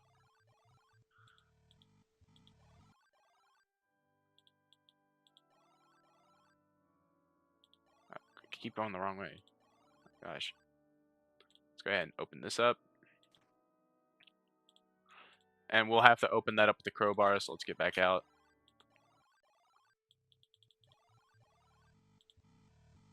So that key that we just picked up, that is for the key inside of the, what? Whoa, whoa, whoa. Hold your horses, pal. I don't even know what I was doing there. Okay, well, first of all, these skulls are taking up my inventory. And so is this, technically. I'm not going to need it. Anyways, there you go. That was annoying me. Anyways. In we go. And we're going to grab the key out of our inventory and unlock this and drop this on the floor. Grabbing the crucifix and this because they're both important to the story, believe it or not. Like, you think that key would probably be useless, but no, there's a use for it. Trust me. It's important to the story. Actually, no, you probably think this is useless. No, it's actually not. You have 2 uses for it in this game, but if you are using the mind power, you only have 1 use for it. And I'll show you why when we get there. So, anyways, crowbar time. Don't get rid of the crowbar neither, because we still need it. This we can use to saw off our shotgun when we get back to the car, so might as well grab it.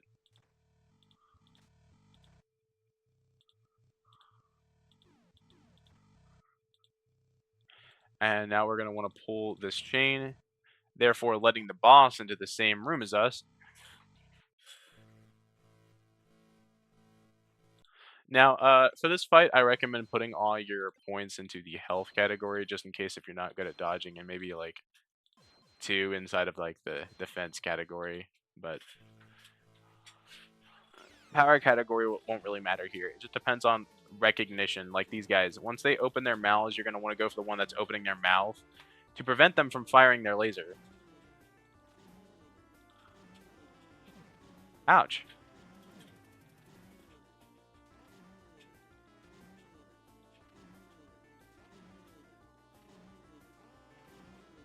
Or you can just dodge them, but I suck at dodging these lasers. Seriously though, how are these guys firing lasers? It makes you wonder.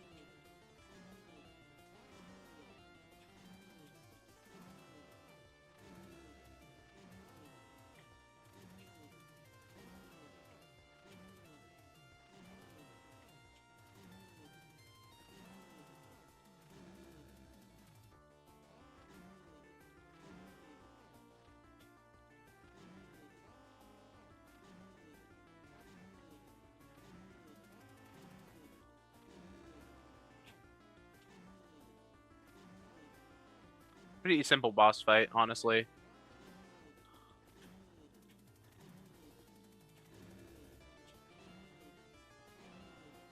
Alright, you know, this is taking me forever. Hold up.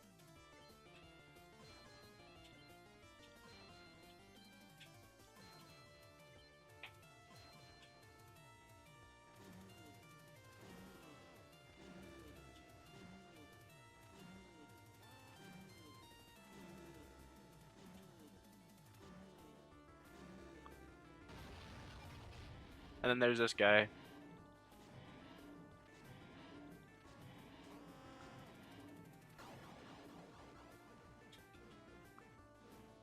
He's gone.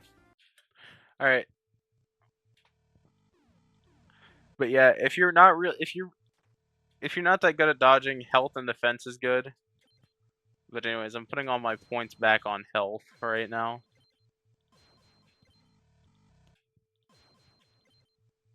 Because I want my health to be blue. And, oh yeah, that's what I was doing. Sorry about that. I completely forgot what I was doing for a minute there. I just, my brain stopped working. So let's go ahead and get back out to the car.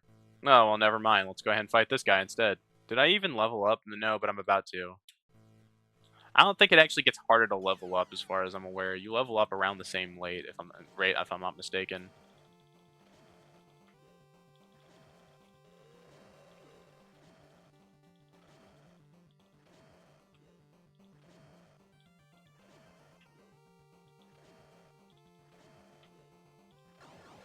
There we go. He's gone.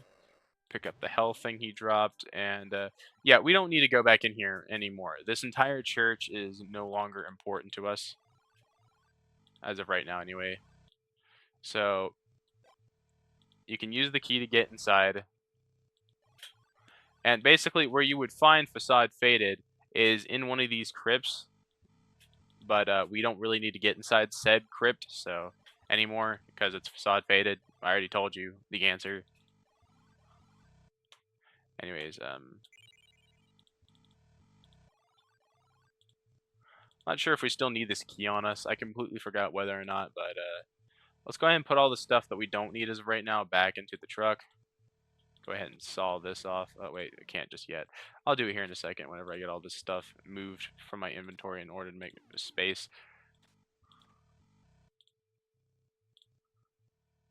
There we, oh wait, what am I doing? Cut, cut, cut. Now you can carry this shotgun a bit easier. Yeah, we can.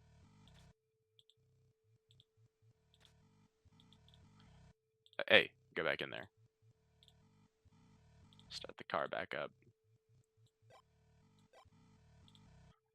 So, what we're gonna do now... Oh, hold up. We're gonna head to the tavern, because we need to fight one more boss, and then we can start endgame goals.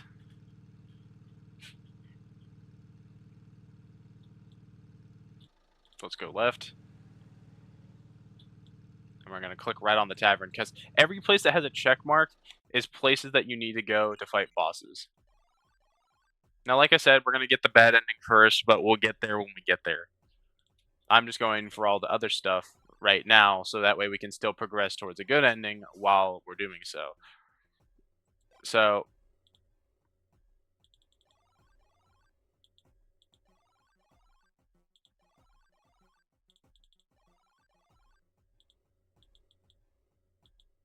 yeah, so you're probably wondering why you can't move. Well, first of all, if we put our stuff on mind for a second here, you can see that we have an apparition in front of us. And you have to activate it with this thing. You still have to activate the fight with the cross in the first place, otherwise it's just not going to work. Anyways, so let's go ahead and fight this guy.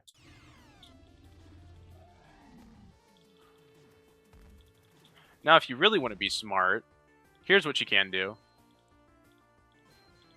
You can put some on mine so that way you can still see him.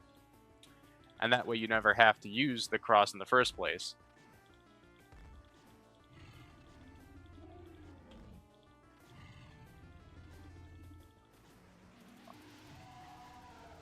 Nice try, buddy. Ouch. Oh, he baited me. He baited me. You're not supposed to dodge on that one. That was embarrassing. Why'd I click? Whoops. Oh well. I just got baited. I cannot believe that. On a walkthrough. Let's try that again. So anyways, yeah, so 3 on mine, so that way we can see where he is. So yeah, you can barely see him. Then we're going to activate his fight.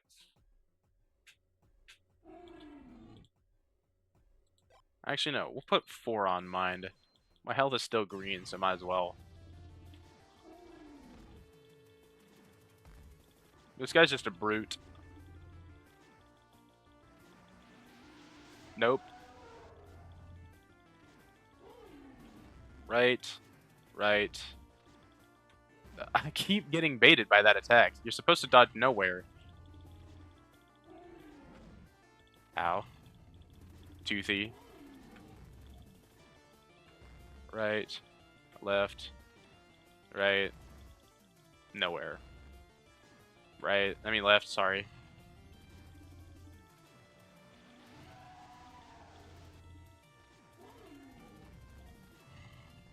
So the reason why it's taking me super long to fight this boss is because of the fact that I don't have anything set to the power. But yeah, here's our 4th thing here. And we're going to put that on health.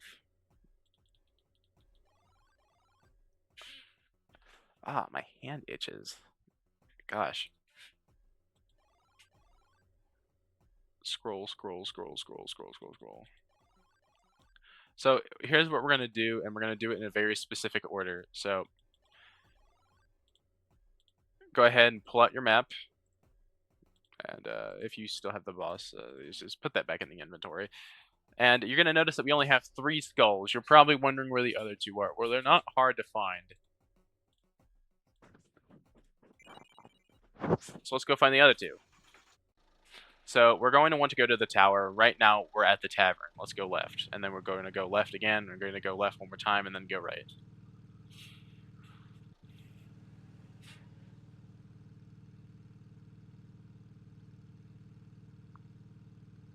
Man, it's a beautiful day to walk down the road. If I ever stop singing, I will explode.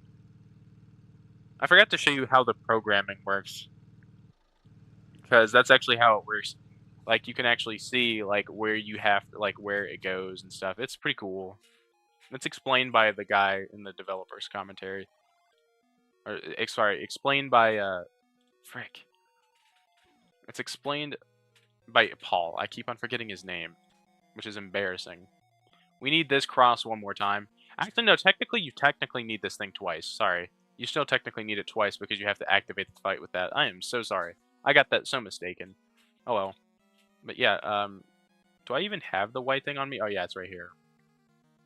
I have never really used my guns, have I? I'll use it later. I'll use it during that one boss. Anyways, so the thing that we need the crowbar for is this right here, which allows us to access this. And now let's go ahead and fight this guy.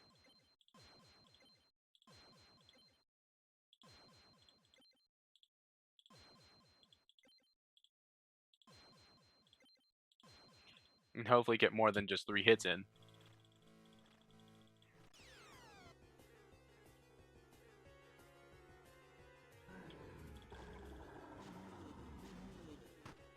Nope, still 3. Hold up.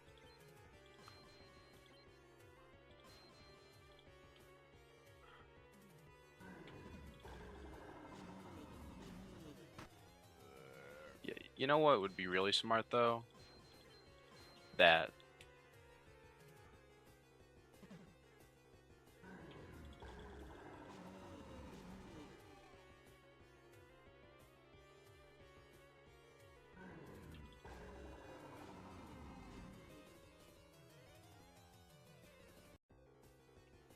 Whoops, I dodged like that meant something.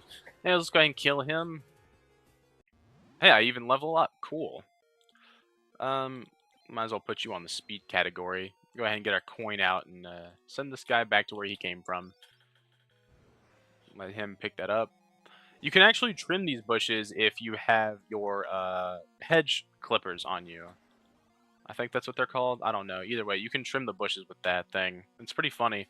You don't have to do it. It's just a feature in the game that Paul put there as like a little. It's just a little thing you can do.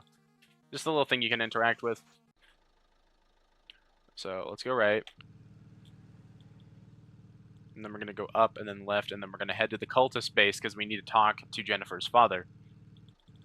Now, if you want to do this like the different way, then if you don't really want to see everything I'm about to do, then I guess you can go ahead and skip forward, but I recommend that you do it in the same way I'm about to do it, because that way you'll still be able to see how the story goes. Now, I have been mostly skipping through text, but this is the way that you were actually intended to go get the item rather than just kind of getting the text. Even though we've already skipped something earlier, but I'm just going to do it the way that I'm used to. Oh, he's going to shoot me. Ouch. He might shoot me a second time if I'm not fast enough. I almost died there. Oh my gosh, I'm so stupid. I forgot. You're supposed to bring the thing in with you. Let me keep my mouse on the screen just in case.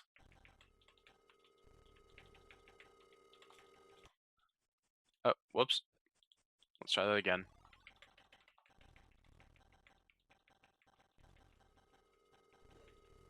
Nope. Nope. Maybe in here. No. Oh yeah, I forgot. Oh wait, no. I didn't forget. Huh. I thought I forgot. Oh well. Clicks it. Clicks it. There we go. This is embarrassing. I completely forgot where I was going. Maybe this is the exit right here. Oh my gosh. I am fumbling so hard right now. Alright, here we go, finally. Sorry. I meant to go get the boss orbs, and then I completely forgot to do so. Man, screw you too, bat.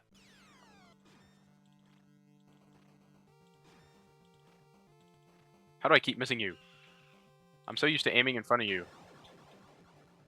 And sometimes I just completely forget to aim on you entirely. Oh no.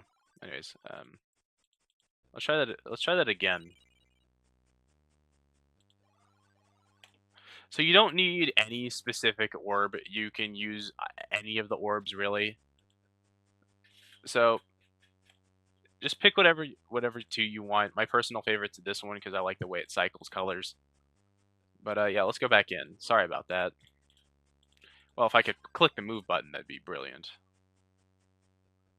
Like I said, I'm still having trouble how this mouse works, and I don't have a mouse pad neither, so I'm mostly moving it across my little desk here, which isn't really that smooth. So yeah, grab them. 1, 2. Press the button, opens the door, and then we can officially talk to Jennifer's father. But we're gonna go get the bad ending first since we're here. So let's go do that. So instead we're gonna go right. Actually, no, what am I doing? Don't go right. Go left. That was the exit we just passed, if I'm not mistaken, so let's go this way. No, that wasn't the exit. No. Hold up. Whoops. I need to go this way. Here we go. For crying out loud. Wait. Gotta be smart about that. I'm faster with my right hand than I am with my left hand. I just cannot tap that fast. I mean, I could still play F and F with it. I just don't know why I'm faster with it.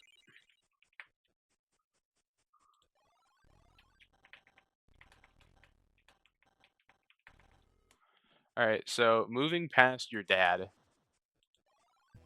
Don't kill him because you actually need him. I'm just doing it because we're going to talk to him here in a minute. Don't actually kill him because you actually need to talk to him, though. But yeah, we have nothing else other than our wits and our hammer. So what you would normally do is use the crucifix and crucify her, so that way you could get Jennifer's soul out, but we don't have Jennifer's soul at all right now.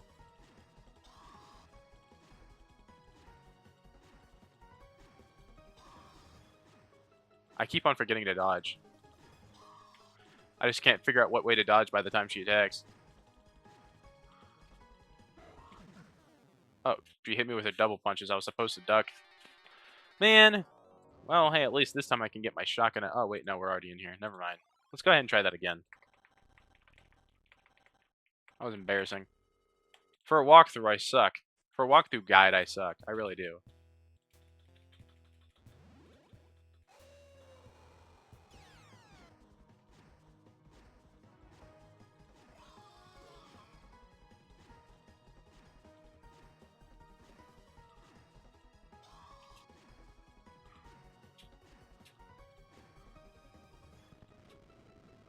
Ew, stinky breath.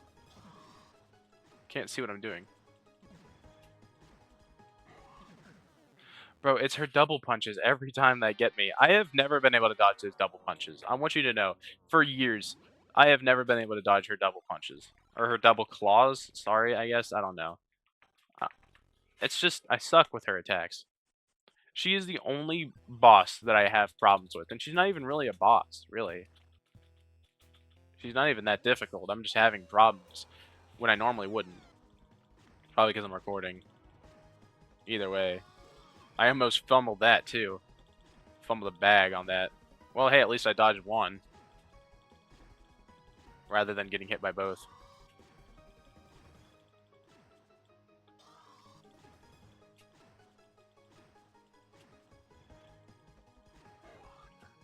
Alright, there we go. I think I got it.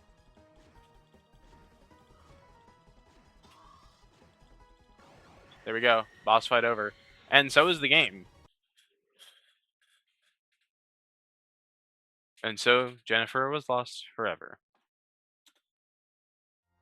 As the sun rose that day, I buried what was left of my childhood friend. I had defeated the demon who stole her soul away all those years ago. No, this is auto-scrolling text. And the cult of Malus is now leaderless and in shambles. But as I looked over our grim town's husk, I knew deep down there was a way. There was some way I could have separated her soul from that monster, but it was too late. Driving back to civilization, I dwelled on my experience and decided my next move. I would convince the world to believe what went down here. I had to. We can at least destroy the body of Malus before someone else tries again. A few days later, a news flash flew across the nation. The infected town was about to be bombed into oblivion. That was their answer. I knew it had to be done, yet the demon's soul will most likely live on.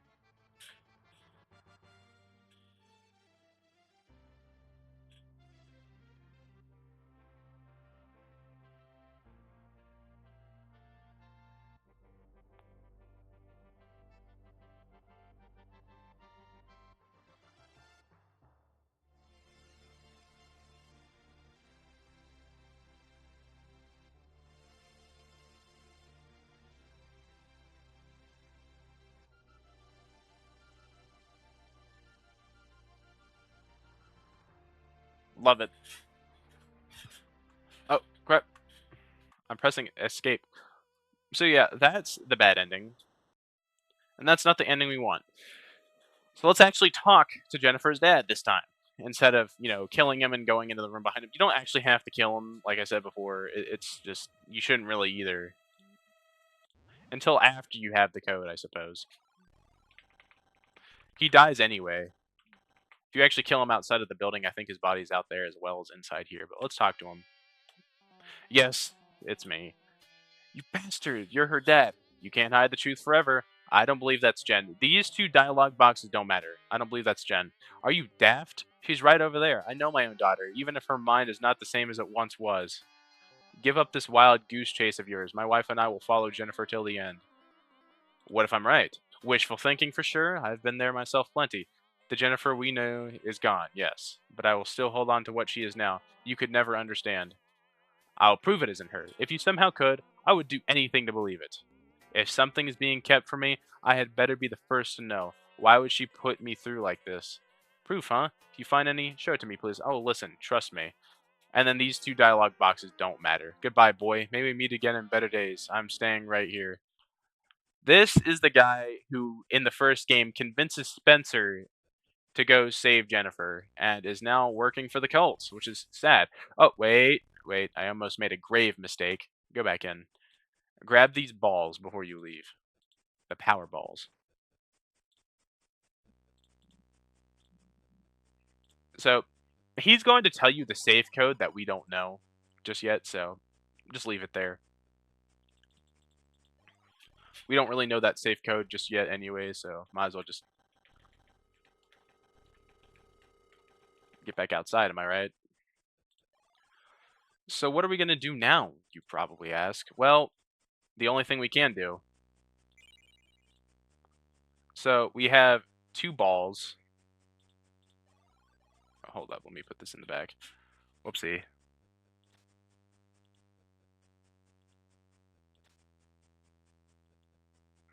So we have 4 skulls, and we need 1 more. Alright, so let's click on here. Hold up, I think the guy's here. Give me a minute. Give me a second. I'll be right back.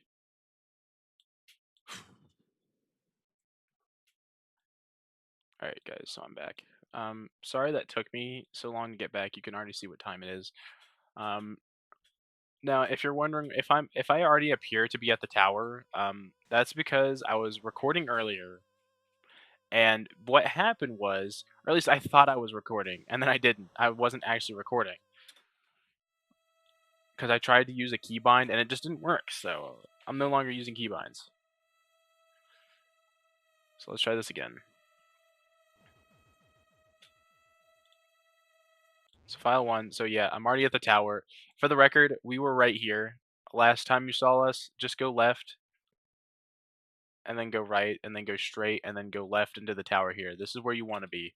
So let's try this again. That's really embarrassing. Anyways, so we're gonna go ahead and get our key ready. Also, have all your boss orbs ready from the back of your car. And we're gonna go inside the building. Oh yeah, by the way, this key,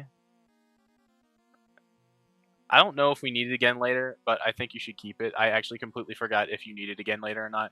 Chances are you probably don't, but this puzzle, it's supposed to be very easy, but I suck at this puzzle. Believe it or not, I suck at it. I suck at this puzzle. What's supposed to be an easy puzzle, I suck horridly at. So you're supposed to do the middle outwards, basically.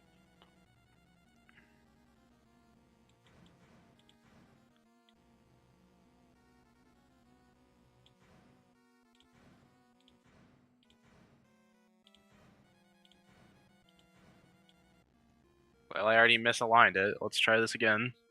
Send it back through.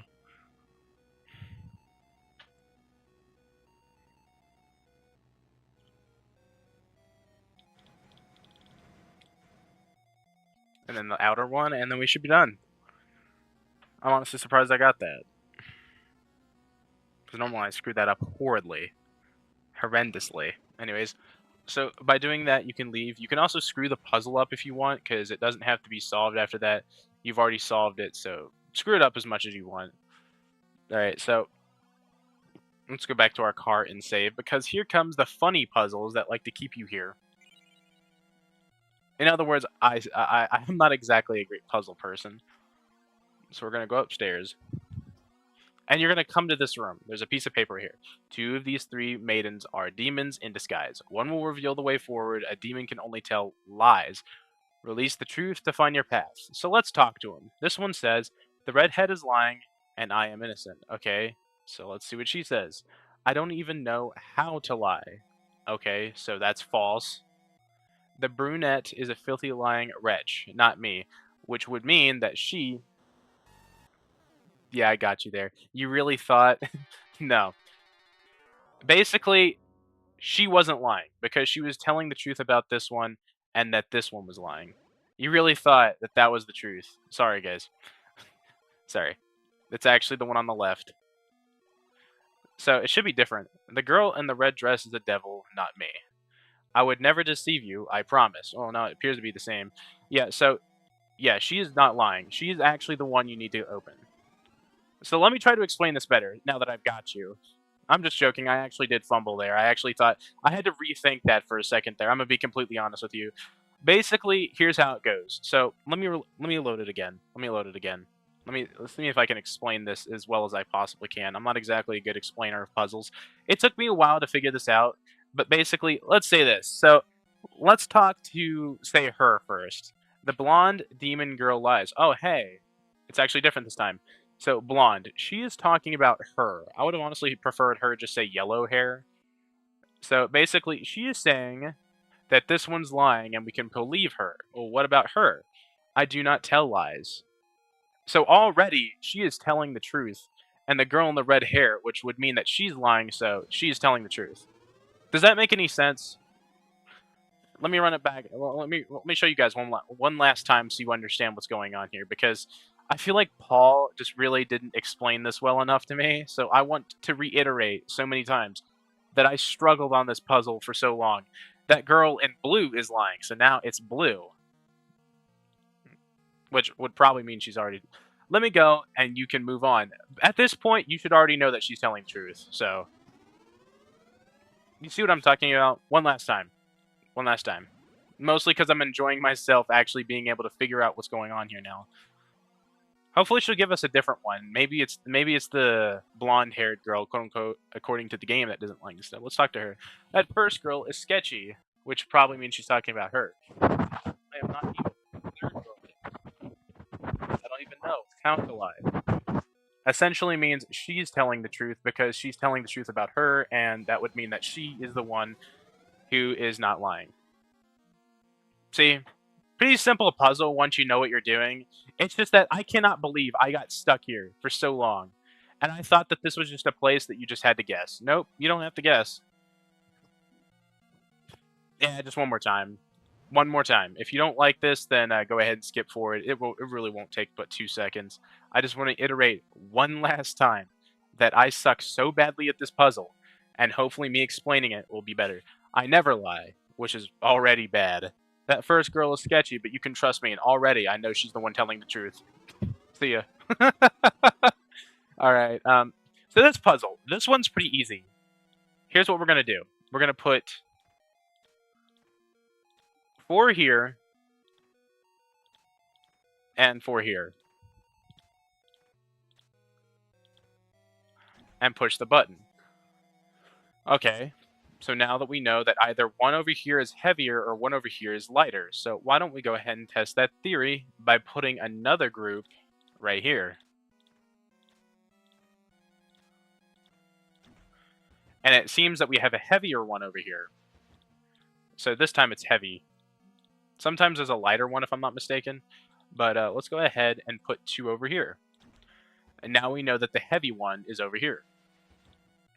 And if we take all these down and put it over here, this one right here is the heavy one. You just put it in, stick it in, pull the lever, and you're allowed to leave. Simple, right? Also, every time you solve these puzzles, you get more EXP, so don't forget to use those. All right, here's this puzzle. So if you click on this paper here, I dance across the floor on 1,000 tiny legs, yet I cannot stand with it, no wall to stand on. It's talking about the broom, which is 40. So 40, come here. There we go. So what about the next one? When we look at each other, it turns everything around, but when you speak, I can only listen, which is a mirror. So 38, right? We are full while at work, but empty at rest. My brother and I bear such weight on our chest. You think it'd be the scale, but like, when does a scale have a brother? It's 33 at the boot. 33 bears so much weight on his chest. I have 49 close friends. They all made it to the fine gathering. I did not. Well, let's count. See, 1. Here's 1. Now let's look around the room for 2. It's in the 20s. So here's 2. Here's 3. Here's 4 up here. Where's 5? That's 8. That's not 5. Can't exactly find 5 because I suck at finding these numbers. There's 6, but... Huh, that's weird. I can't seem to find 5. It isn't 5. These numbers in this room are not randomly generated. This puzzle is not random. I just can't seem to find 5 for some reason. Either the 5 number is like really small, or it's just somewhere where I can't see. You gotta like how all these like these other numbers are just on the wall.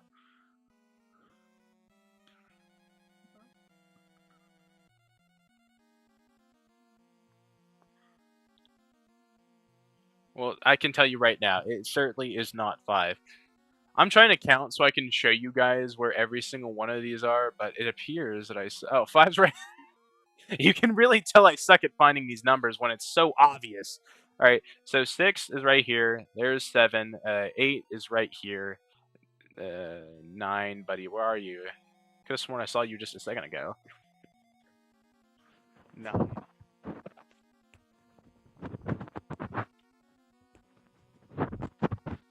Well, 9's right here.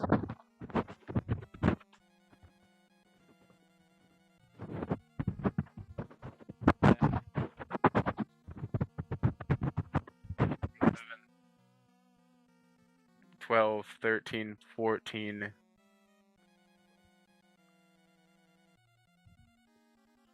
15.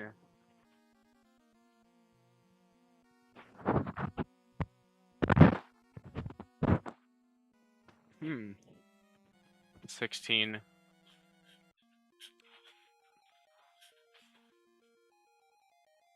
Huh, I can't find 17. I know it's in here.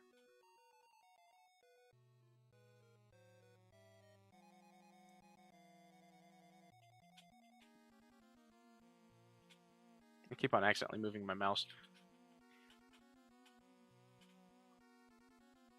17's right here.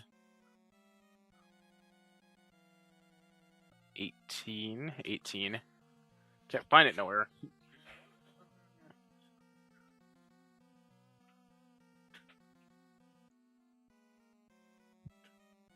18.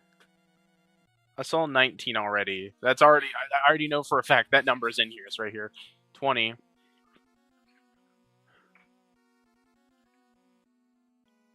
And you look around and you begin to realize something's a little fishy. Well, if you look really closely, you can't seem to find the number 21 anywhere. So, let's go ahead and pull that lever. Anyways, sorry that took me so long. Alright, so this guy is also pretty easy. Don't even worry about the text. First of all, play the game, and you're going to want to let him go first, because I think he's a perfect player, but yeah. Let him go first. So, click no for freak sig. So he took 2, so 1, 2, 3, so 1, 2, 3, 4, 5, 6, 7, 8, 9, 10, 11, 12, 13, 14, 15, 16, 17, 18. So we're going to take 3. So now he has 1, 2, 3, 4, 5, 6, 7, 8, 9, 10, 11, 12, 13, 14, 15. Therefore, leaving him with a divisible of 15. And he only took 4, so he only took 1, so we take 4.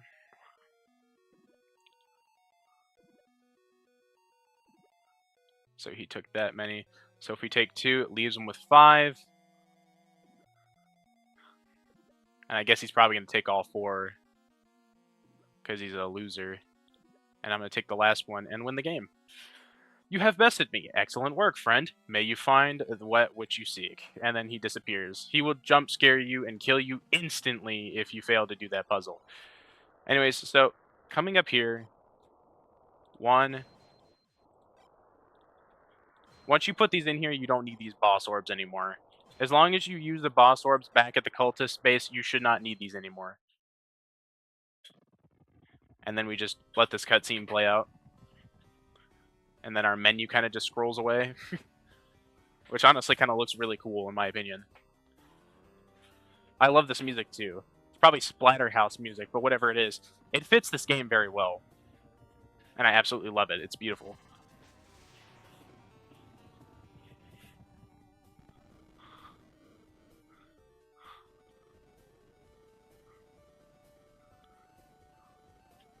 I like this overlay on the clouds up here. Looks amazing, in my opinion. And then a nice little text box saying, "It has returned," will come up. So, to the tavern we go.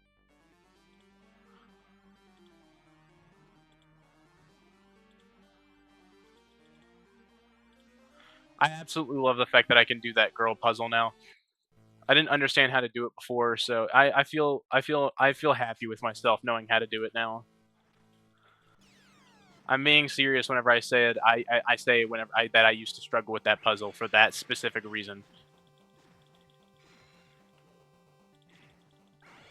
He's gone. Oh, hey, we level it. Hey, the music started back. Cool.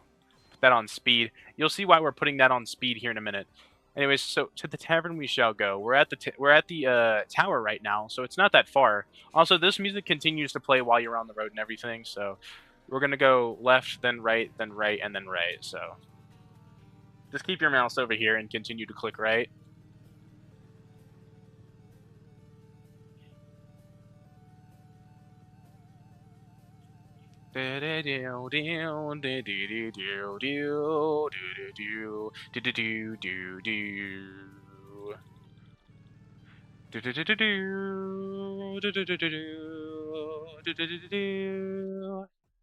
And then the music finally turns off. Alright, so go ahead and open up your box because you're going to want that sword and shield. Otherwise, you're not going to be able to progress. I suppose if you really wanted to, you don't really have to use like the sword and shield the whole time, but for the sake of it, and for the sake of all the people who've played Curse 1, I'm going to go ahead and use it. Because I'm just like that. Don't even bother bringing this down here because a fight that you're about to actually go into does not allow you to use it. So you might as well just leave it here. So do everything you need to do. Get in your car, save, whatever. You can actually save while you're down there. Oh, yeah, and do yourself a favor, bring the flashlight with you. This is the last time you'll ever need to use a flashlight. So once you get down here and get what you need out of here, you're done with the flashlight. We actually gotta go to the church again after this, believe it or not. But we don't gotta go inside the church. You gotta like how he takes one step at a time. He's like, duh, duh, duh. Duh. I love these drawn cutscenes. It's beautiful. I love this. That too. So this up here, this is the crawl space from Curse 1. You could stick the ladder here, and I think you could get up into this room and you'd like dig up this spot. She's still up there, I think. So let's go ahead and save. You can die in this room if you turn the lights off for too long. Don't even take your flashlight out. And the lady from the first game whose bones were shattered can kill you. Somehow she's still okay. But if you have your flashlight on, you will be okay and she won't pop up. Oh, what? That's my map. Oh wait, that's because oh, whoops, sorry. Yeah, it won't actually turn off, and you can still see in front of you, so you won't have to worry about that. And you don't have to worry about running out either, so you can go ahead and use it as long as you want. So let's go right. We're gonna feel our hand under here, or sorry, in here, and that's all you can really do right now. I suppose if you want to go explore more, you can. I just wanted to go ahead and put all my stuff in my inventory. I'm just saving. If you're trying to go for a different ending, I'm just saying save now because we're about to get the true ending. Not the bestest ending, but just the true ending. So we're gonna go left and then go right, and we're gonna visit the church, and then we're going to do some more gameplay down there, and then let's go left, and then go right, and then left.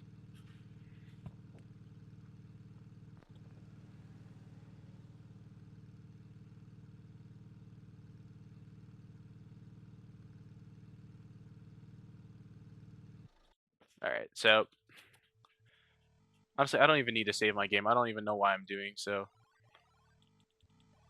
It's not like we're about to encounter. I mean, unless we do encounter something, but I'm not really too worried about it at this point. So we got to go back in here, and what you want to do is grab this and put it right here and let it charge. And once it shines brightly, you can pick it up, put it back inside your inventory, and go straight back to the tavern. That's literally all you had to come here for. That's the last time we'll be seeing the church. I'm going to go ahead and tell you all the places we no longer need to go to. This place, this place, this place, this place. We need to go back here. We don't need to go back here no more. The next three places you're going to see for the rest of the game is this place, and this place. That's it. Can't you believe we're almost done? Anyways, so let's go right, then we're going to go left, and then we're going to go right.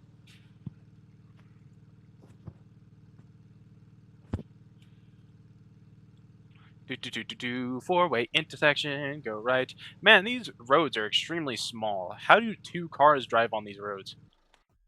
Better yet, where's the road leading into town? I never thought about that. I just now thought about that. Where's the road leading into town? Once you get to the gas station, where's the road leading to the gas station? Because if you look at the gas station from the way you pull in, if he parks his car, like I'm just saying, it's something to think about.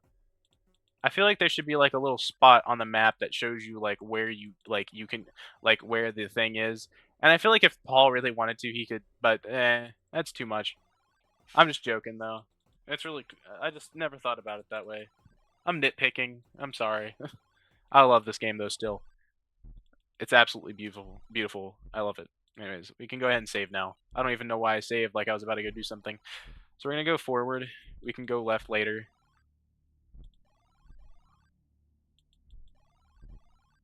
All right. And then we take this and watch it shatter. Clap. It looks like a painting of some monks putting a round ball onto the moonlight altar. Is this significant? Yes, it is, because we just did it. And then this is a character that'll be relevant in Curse 3. That is, I want to say her name's Luna. I don't know what her name is. Oh, yep. Luna. Why is it always the moon goddesses named Luna? The girl in My Little Ponies named it too. Anyways, skip this text. You gotta like every time you skip it, like the thing turns red over here whenever you use the space bar to skip it. I prefer to use the space bar to skip text. This is the first.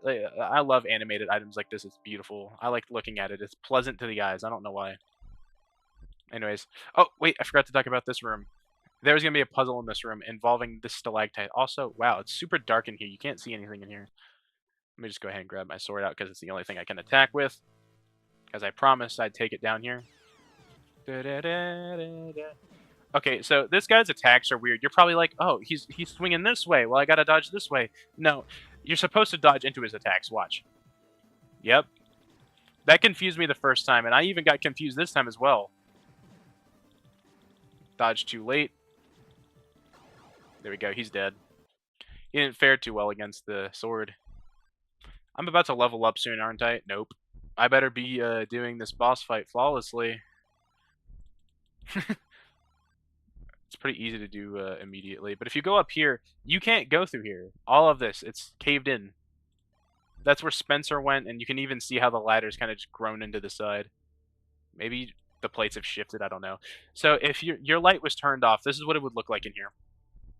You can't see nothing. So let me show you the reason why you want the flashlight in here. Be slow and careful.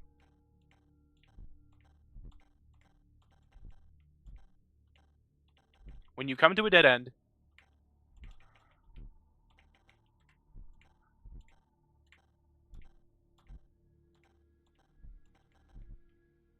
huh.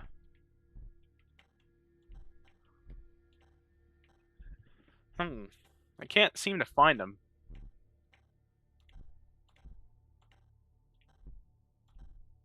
That's weird. I just found my way back out. Hold up. Sorry.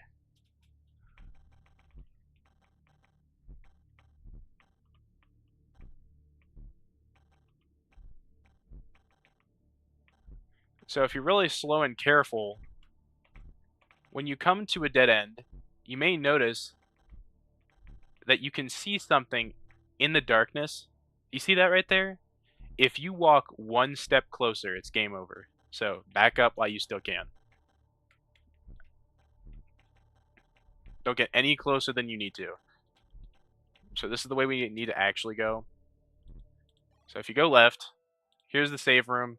This is where you could heal. There used to be a scroll right here. Or at least I think that's where you would heal. I don't know. I haven't played Cursed 1 that much. If you turn off the lights here and you have your flashlight off as well, this is where Jennifer dead body was. It's not. I don't know if that was her real body, but still, that's where it was in the original. And if you turn off the lights again, you can die here for having it off for too long. Let's go right. This is where you killed the ghost by using the scroll. And this guy is waiting for an offering, so let's go ahead and put that in his hands. He's wanting that. He's been wanting it for years. There you go, buddy. He's not even making a sound, probably because I went into my menu after that. Normally he's supposed to make a sound while he scrolls across the floor like that. Alright, let's go confront this guy. Well met, human. I've waited a long time for your arrival. My goddess told me of you. Years ago, I was under control of Malus, but no longer. Unless he arises again, that is. To win the staff you seek, we shall have a duel to see if you are worthy of such a prize. And just to be sure that there are no cheating from you, kablamo. No healing in this fight. So what you're wanting to do is wait for him to attack, and then just start. If you have your speed all the way up, you can sit here and rapidly attack him, and keep him there, and stun lock him, and kill him. That's why you want your speed all the way up inside of the EXP menu. Oh, so you're no amateur after all. Yeah, because I stun locked you. Here's where the fight can get a little bit iffy, though. Still doable.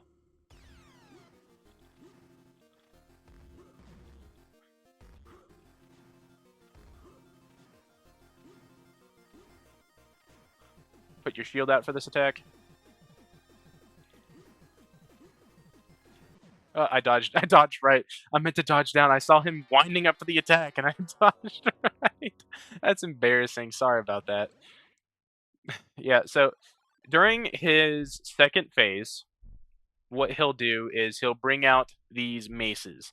he will either jump back and attack you from like from the background. If he jumps to the background, you have to dodge like towards his attack and not away from his attack. Basically, if he's on the left, you dodge towards the left. If he comes to the right, you dodge to the right. If he stands still and he has like one of his maces behind his back, you start ducking. You can still attack him while he's attacking you, but make sure you have your speed all the way up, because if you don't, he can attack you after you attack him, which is the whole point of having the speed up. Like right here, you just rapidly click on him. I wonder how he's even taking damage considering the fact that he has armor on right now. But yeah, there you go. He's down. There's the first fight done. Pretty easy to get through if you have your speed all the way up. I thought you didn't have to have your speed all the way up until I realized that you do. Or at least that's whenever I first played Curse anyway, back on my mother's computer. So if he turns to try and like retaliate, or like always like pull your shield back out. Also, always dodge whenever he's in the background. Even if he doesn't come at you, just dodge. Just dodge anyway. Man, I suck at these dodging skills. Where'd my skills go? Man, I mean, I know what I'm doing. It's just that, man, it's just, I don't know what, there goes my item. You also can't raise it while it's broken. Yeah, you can't do it here neither. You have to wait till he attacks, because he's faster with a sword for some weird reason, and not the maces.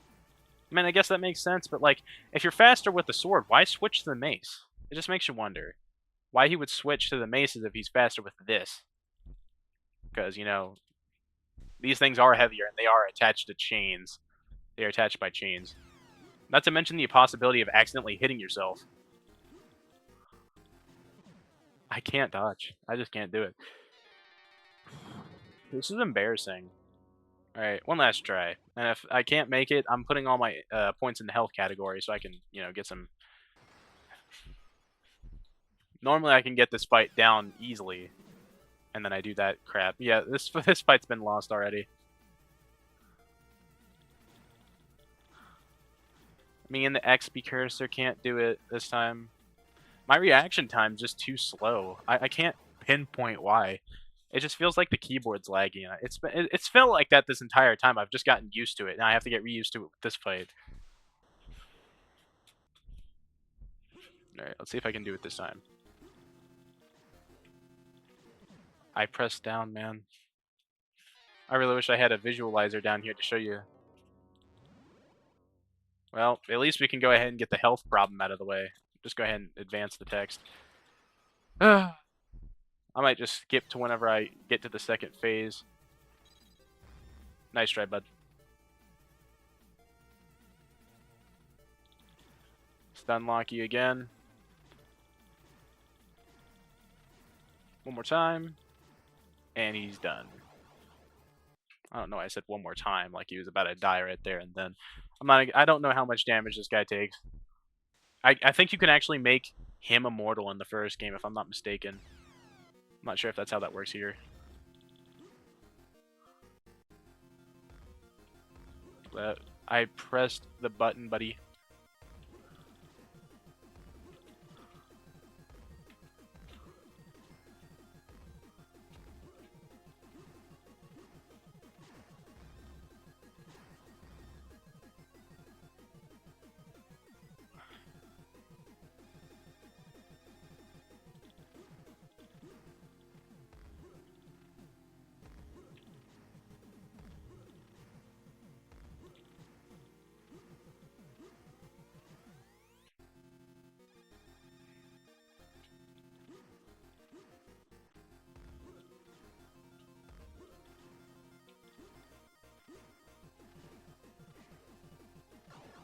And there we go, we got him. He's gone. Man, I started panicking there. I almost lost. All right, into the power category you go. So this is the final guy that I was talking about. This is the final undead person you have to get rid of. And there's even a smart cutscene for it. These people know each other, by the way. I see. What took you so long, you bastard? I've served my goddess just as hard as I am able. I'm done rotting away here. Let's do this, old friend. I cannot wait to finally rest. And then he appears in the third game with golden armor. I'm not sure how, but he does. And he nods. and then you talk to him. I appreciate your help, human. I'll grant you one reward for your service. Name your prize. This one and this one are stupid. Do not select either of these. Select this one. I see. A selfless act. Yes, I do possess the ability to rejoin a soul with its body. You must capture the girl's spirit with the Staff of the Moon, then bring it to her body. I shall meet you there to complete the process. I like how he already knows who you're talking to. And you can't talk to him anymore after this. Also, just something to show you guys, if you bring a weapon up to him, he like gets mad. You can even see it. He's like, "Excuse me?" But yeah, he tells us to be gone. So, go ahead and get the staff. You can actually drop the sword now. You don't even need it. Just go ahead and get rid of it. Because this Staff of the Moon is way more important than that sword now. It served its purpose. That's the old Malus boss fighting room, by the way. So now we just got to go back the way we came. Pretty simple. As a matter of fact, that maze we just went through is the maze that you actually had to go through in the original by using arrows. If you just rapidly tapped left, if I'm not mistaken, you just automatically made it through the maze. Now we have to actually go through it. I don't even think I'm going the right way. Hold up. This is probably the right way. Let's check. I'm tapping very slowly because I don't feel like getting jump scared.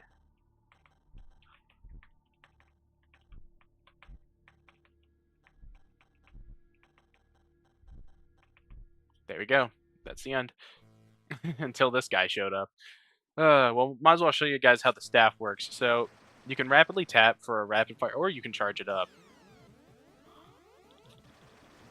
Oh, dodge into the attack. I mean, I don't know, but it is very strong.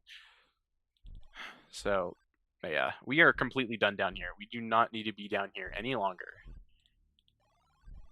So we need to head back to the cultist base. We got to go back to the cultist base 2 more times, and then we got to go to that one area where Jennifer was found once. So 1 more time. So yeah, we're done here. So let's go ahead and hop in the car, save, pull out our map, and then look at it. And it's we are currently at the tavern. So we go right twice. I mean, go right once, and then go forward twice, and then go right, and then go left. So you just go forward 2 more times. Because that goes right, that one goes left, that goes right, and then we don't need to go those ways.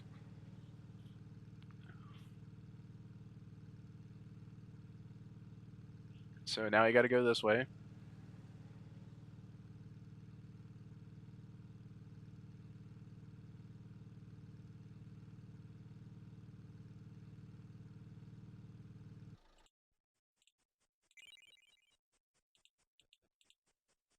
All right, there we go. So now that we're here, go ahead and get the crucifix out of your inventory. You don't need the flashlight anymore, by the way. You can go ahead and get rid of that. Oh, yeah. Here's the dad. He met you outside. The fence is nope. I can't talk to him. Weird. I thought you could talk to him out here. Nope. I guess not. Weird. Whatever.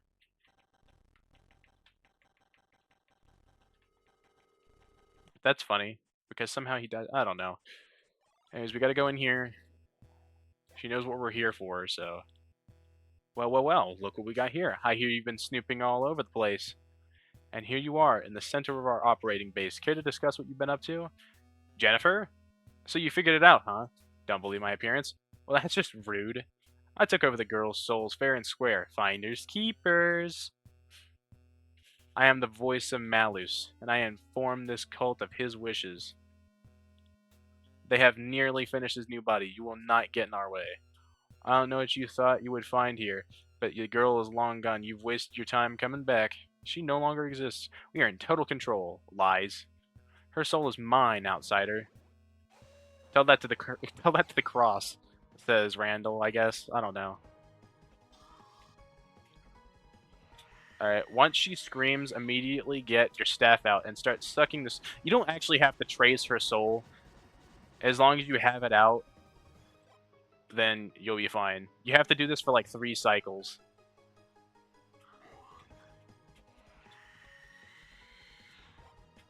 And Malus, you can beat him in 2 cycles, as long as you do it quick enough. Alright, 1 more cycle. And then we can kill this woman. Or this demon. Let me try that again.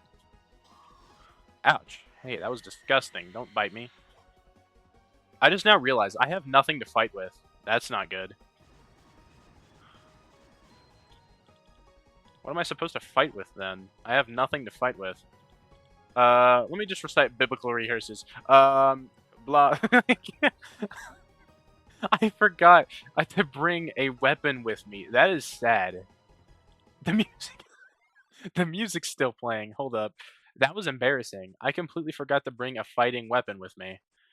Let me bring the shotgun with me and the gun with me. I have not got to use those this entire time. Sorry about that, guys. We were on the right track, it's just because I forgot to bring a weapon. That's the first time I think I've ever gone into that fight without any weapon on me. Anyways.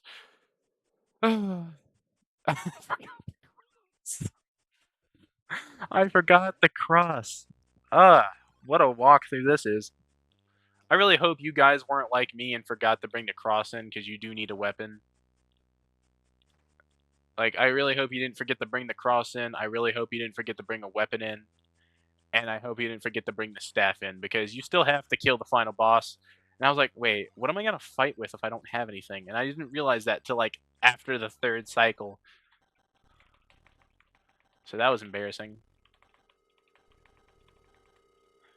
Alright, let's try this one more time. Because it's only going to take me one more time to defeat her. Alright, let's just go ahead and skip through your dialogue. We already know what you're going to say. Anyways, tell it to the cross, he says. Embarrassingly coming here for the second time because he accidentally screwed up the first time.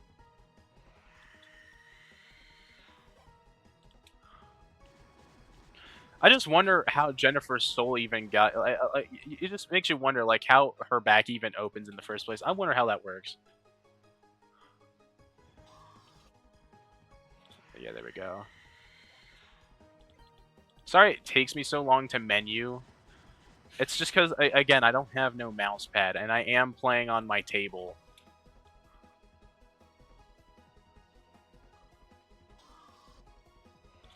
Alright, last cycle.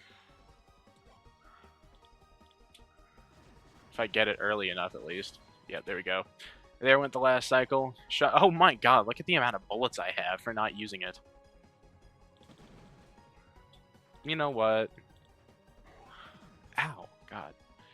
Yeah, this... Okay, forget the speed category for a second, because that's not the speed that's actually for reloading. Reloading is different. I feel like reloading and speed should have already been in the same category, if you ask me.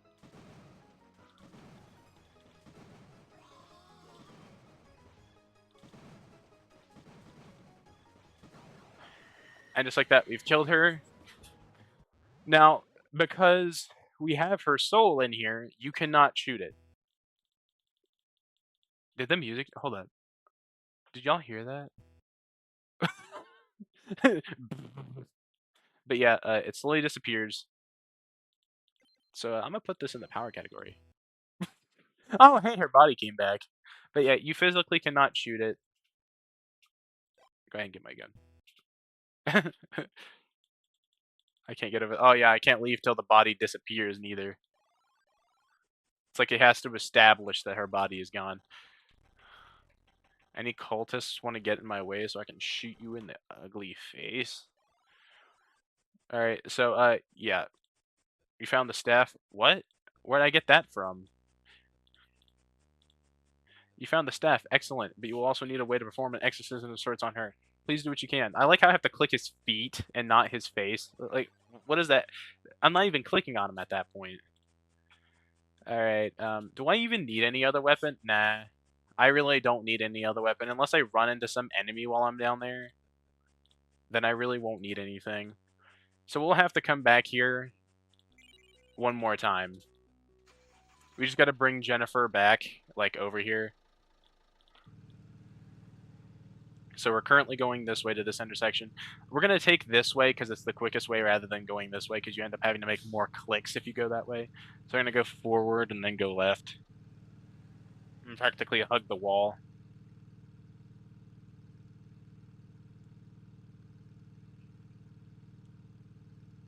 It's already 8 o'clock. Man, how long have I been recording? I feel like this is gonna be like a 3 to 4 hour video. I mean, as long as I figure out how to even edit it all together in the first place. I mean, I'm not really going to edit the video per se. I mean, the video kind of speaks for itself. There doesn't really need to be any silly, like, weird editing in here. There's no point for that because, well, like I said, I mean, this is just a normal walkthrough. There is no need for me to be making any edits. So I just now noticed the speedometer never goes up. Where are we at? Oh, we're here. I didn't even notice that. I thought we were at the barn. I almost made a mistake. It would have taken me forever to get turned around. Anyways, let's go ahead and go down to the mines. I like how I said mines, like we were going back down into the mines. We're already done with the mines. What are you even talking about? So what you do is you grab the staff and give it to Death himself. You hand over the staff and he hands it in the air. This guy is badass. I just cannot. I didn't even notice his hand was touching Jennifer in the first place. I'm just saying, this guy is badass. I love Death. And I love Randall as well. They're amazing characters. And then he just disappears. She looks distressed. I think you can give her pendant back to her. I don't know if you can. What in the world? You? What are you doing here? Welcome back. Your parents are behind this. What? I don't know what to say. What possible reason? Okay, yeah, let's just go ahead and stop the conversation right there. I don't care. We're not here for storylines, woman. If I don't have to talk to you, I don't have to talk to you. If I was here playing for myself, I'd probably read it all, but that's not what we're here for. So we no longer need this. We no longer need this. We no longer need this. The only two items you really need in your inventory is the map. Well, not really, because we also know where we're going. So the only thing we need in our inventory right about now is that staff. And we're just going to hug the left wall. Oh yeah, if you look to your right, Jennifer will be there. And if you click on her, she'll look at you. I don't know if you can hand her thing to you, but I don't think you can shoot her here, but like you can actually kill her before she gets in the car and the game will end. Also, what is with that shadowing of the eye up there? Is that intentional? I don't know, it just looks weird. So yeah, learn how to charge up this really fast because we're going to be using it on the final boss in this game.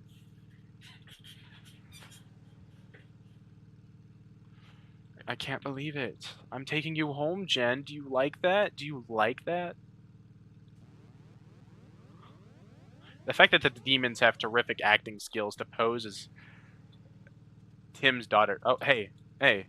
I was wondering when you'd come up. Also, something else I noticed. None of the heads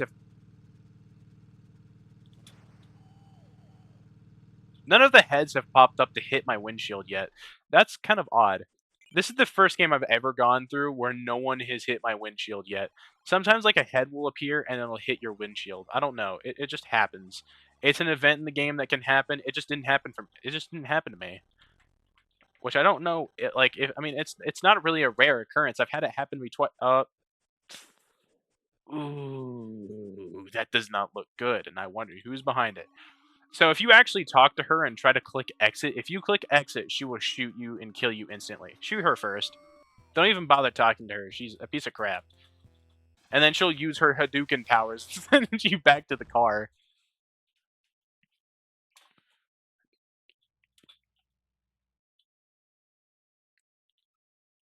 I don't even think her mom cares about her own daughter anymore, which is crazy. Her dad was just following it because following the belief because she thought her daughter was like supporting it and like he really wanted to support her daughter as well. I'll drive you, look out the back window and fend him off with that staff and watch the windows. Let's go. So here's how this boss fight works. There's Malus right there. Somehow, yeah, his body's finished. So you're going to want to look to your right and left all of the time, or at least most of the time, just to make sure no one's coming up on you or Jennifer here. Rapidly click to get rid of these things. Man, she's looking down at the steering wheel and not in front of the road. If she dies, your car will crash and you will die. It's another unique instant death scenario but I'm not going to show you. If you want to see it, do it yourself.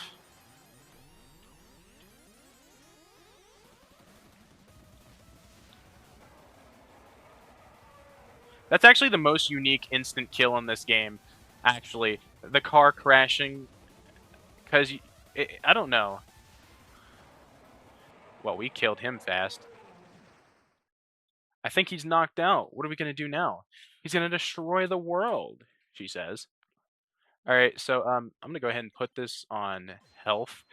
Reloading, we don't even need anymore, so that's just pointless. Everything but, like, mind, speed, like, this one and this one are both pointless. If you still wanna use mind, you can, but I'm gonna put mine on defense. Alright, well, here's where you save. You're gonna get out of the car, and a copyrighted song is gonna play. Now, I'm not gonna mute it because it's an awesome song. You can't start the car neither. Welcome to Destroyed, everybody.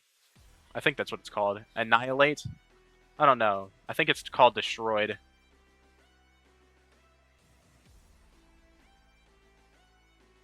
Or maybe it's called Annihilate. I don't remember. Towns destroyed. The cities destroyed. The speedometer. I'll go kick his ass. Yes, I will. And then this amazing walking animation, and the beat drops, and then he comes up and tries to kill us. I really wish he would have timed it for whenever his head to come up, the beat would drop, and then we would like fight him. But it comes a little earlier than that, unfortunately.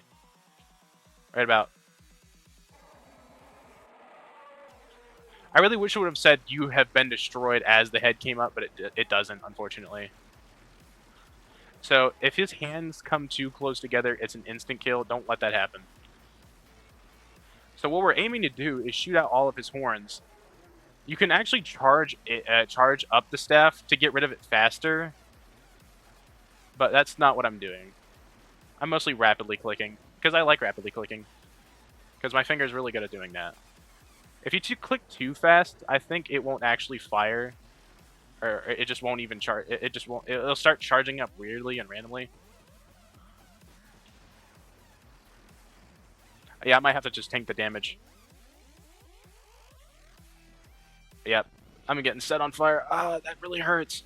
But good thing he's going to open up his mouth one more time. Go ahead and just immediately start, because the sooner you start, you know, the sooner you can get the cycles done. Just make sure you let go the moment he comes back up before it actually touches the staff, or else you will be forced to wait a second before you can use it again.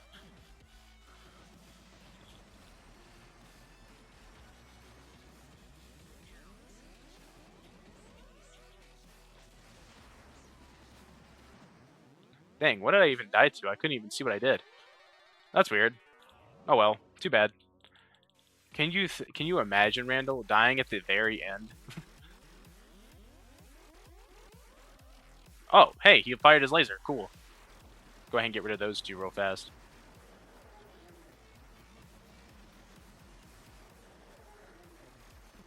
I don't know why I tried dodging those. Ugh, man, I suck at these battles all of a sudden. I know where I'm going. It's just... Because you know what would be really sad if no one knew where this song actually came from, and they like immediately assumed that it came from Cursed when it didn't.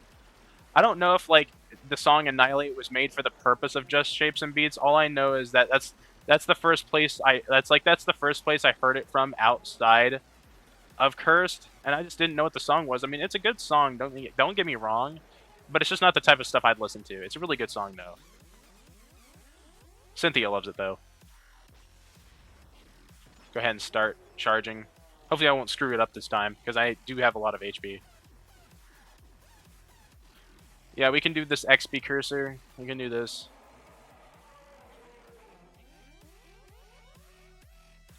We don't care what they say. We will be here all day. We'll stay here till it's over. I love that song. Ow. Dodged too late. I couldn't even see that one.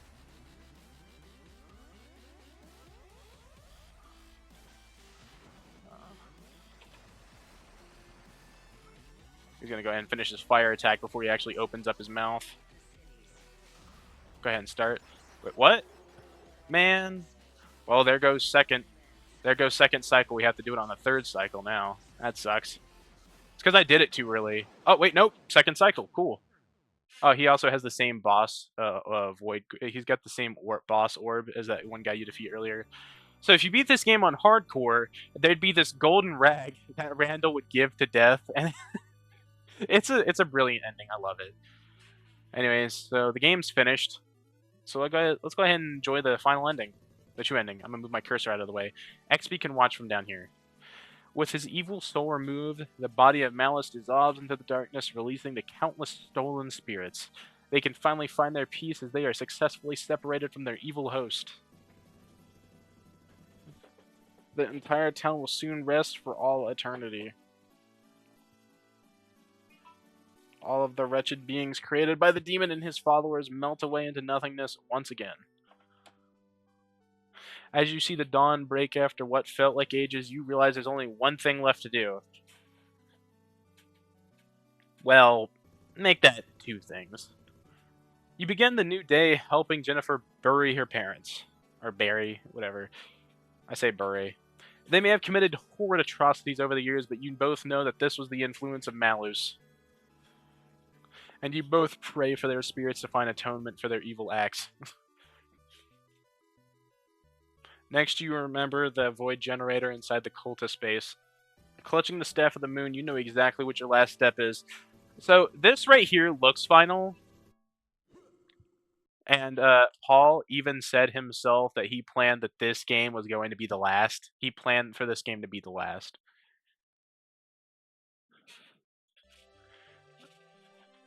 But he ended up making a third game because of BFG Division. So I love the third game too. It's just it's hard for me to understand.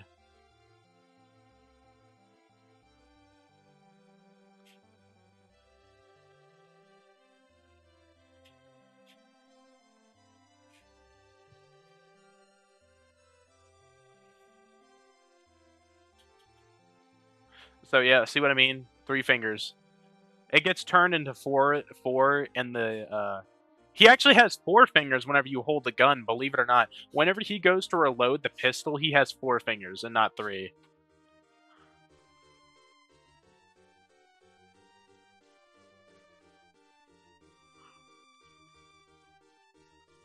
You can't skip this cutscene, by the way.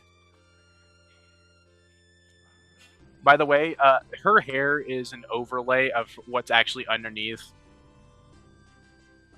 Like, you can even see the hair that's underneath right here. That's, like, basically, if the layer that wasn't this hair right here, you would see, like, this weird type of hair that's, like, underneath, and she would be, like, slightly bald in the front. It just looks off. Just thought I'd say that. And then there's the end. And then the ending screen pops up with the true ending music. Right, Paul Tokash, Disaster Squad. And he starts explaining about all his other stuff. Fucat Geeks on here. I used to watch him. That's actually how I found this game. So I'm gonna tell you all the games I know and some of the songs I know. This, I know this. I know The Immortal. I know The Last Ninja. I know Contra. I know Mario and Luigi. Doom 64. Deja Vu. Sweet Home. Friday the 13th. And then here's this. I had little to no coding existence.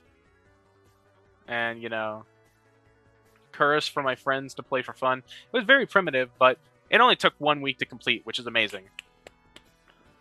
In 2010, I thought of creating Curse 2 and began a skeleton for the inventory and battle systems. And yes, I will show you guys the bonuses in this video. Duh. Carl's Cookie Warehouse, that became an actual game.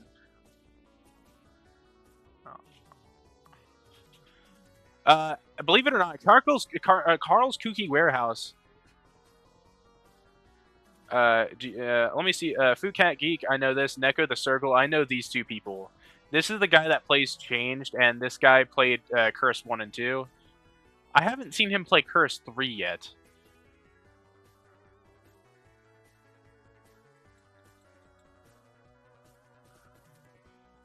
In early 2019, after putting a ridiculous this, I finally finished a much larger game. Thank you for enjoying it. I had a blast creating it. And now I'm off to finish a game he never completed. He never completed this game, unfortunately. But he actually shows it on his channel. It's like there's like this little thing you could create at the beginning. But yeah, true ending. And by pressing escape, we can go back to the menu and view all the bonuses. Now, if you don't want to view the bonuses, go ahead and click off here and go finish the game for yourself, or just look at it yourself if I'm scrolling through it too fast. So in the bonuses, you get battle practice, you get jump scares. Let's go ahead and show you guys all the jump scares. This isn't even really a jump scare. That's not a jump scare. That's not really a jump scare neither. This was a jump scare. That was also a jump scare. That wasn't really a jump scare. That was a jump scare. That was a jump scare. That was a jump scare. That was a jump scare. Lying girl. Cave monster. Actually, gas station worker. Yeah, there's that. So this is what the cave monster would have looked like. Insta kill. There's the evil doll. Fast shadow. Oh, there's the barn. Grandma in chair. Link zombie waist. That's not really a jump scare. Character bios. Randall F. Harris. I wonder what F stands for. I don't know. I just like this guy. You can tell that this was added late because he looks a lot different in this in here. He looks a lot different in here than he did. Like most of these characters just look a little bit different than they did whenever you first drew them. Like you can see like he has like a little bit more shading on him and stuff. This is the girl that died. There's Tim. There's the guy that we killed. There's Luna. She's important in the third game. There's Malice. We clapped him. And there's the woman we shot and killed herself. And soundtrack.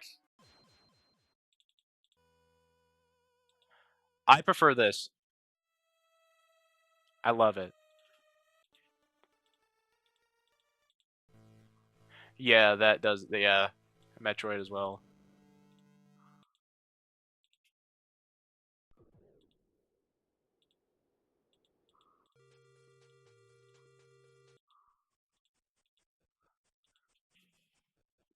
But yeah, there's the soundtrack. Hardcore mode, one life only, leveling no longer heals, single healing potion, permanent curse ring, cannot quit during battle, save normally in this slot, can't save normally in this slot. Dying deletes the save. Can you finish the entire game with the following limits? A brilliant new ending awaits. Yes, it is in fact brilliant, but I'm not going to do it. I've already seen it and it's brilliant, but I'm not going to do it myself. Unused keys. Now, this one is self explanatory. The car keys were originally an item the player had to carry around and manually start the truck. This obviously was annoying and had the potential to cause a ton of soft locks, so were cut very early. Bloody jar. At some point, the bottle was intended to be used to collect blood. In this sprite, made 2011. And I can't remember what the blood would have been used for. Maybe he just like slurps it and gets like a tiny bit of health back. I don't know. Duh, man. This guy was a test sprite used to determine the boundaries of the battle system until I drew some real enemies. Back attacks. It was once planned for enemies to already be in a room as you walk in. You could catch them unaware and hit them or leave. The eyeball snake. Yeah, this was the boss. This was the boss that was in Jennifer's house. Or at least it was going to be the boss inside of Jennifer's house. I only got as far as the bone core structure and then switched to the final snake design. Honestly, I feel like this would have been cool, but at the same time, it would have probably looked really weird. In the earliest prototype, I actually like this car better, believe it or not. I like this car. I love it. In the earliest prototype, the player was going to be an unknown person and drove an SUV. I actually kind of like that. I actually kind of like that idea. Just imagine some random guy just drives into town. He's like, nah, this looks like a normal town. That would be badass. I love that. I love that idea. Too bad it wasn't some random person, unknown person. I love shit like that. Whenever it's like a character and they don't know what's going on and they suddenly just get used to it and then they just get really confident and they like over the entire game they just start. Yeah, I love stuff like that. It's cool. Not to mention the car. I love it. It's brilliant. I love it. The prototype inventory screen was very different. There's a save function, no mind stat. Look at how basic it looks. Just look at it. Just feels boring compared to the equip bar is no longer all the way on the left. I don't know. It's just yeah, and the experience points too. It just looks different. Like in the save, like yeah. I'm honestly glad he didn't put the saving in the menu because then you could have just put it in here. Ugly talk. Early conversation choices looked like a simple red text with a bullseye as the selector. Honestly, I would have probably liked that. Believe it or not, some people think this is weird, but I actually like this title way better. Not to mention the blue too. I love it. It looks amazing. I like this title. If I could mod the game to make this the title, I would. The prototype title screen looked like a pile of heart garbage, buddy. I am sorry, but I love this title screen. I don't know what you're talking about, Paul. Stop lying. Complex doors. All right, so I explained this at the beginning of the game. Doors can be hit and shot only because they were going to be a larger feature. There would be good or bad things behind them. You could take a chance and shoot first. Kind of glad that isn't a thing. An entire ending was cut. You would have to kill everyone and make every bad decision. The Reaper would see the path you were on, and you would fight Death himself to become the king of evil. Honestly, I think this would have been cool, but at the same time, it makes no sense because the Reaper can already kill you in one hit. So it'd be really weird if the Reaper had to hit you multiple times for that, unless he's just, like giving you a chance. I don't know, but yeah, that's Curse 2, everybody. I hope you enjoyed this walkthrough. I'm sorry if it took me longer than you thought it would, and I honestly hope you. I don't know. I just hope you enjoyed it. I personally enjoyed making it, so I hope you loved every second of it. Anyways, thank you guys for being here, and I'm gonna go ahead and get back to what I was doing. Thank you guys for stopping.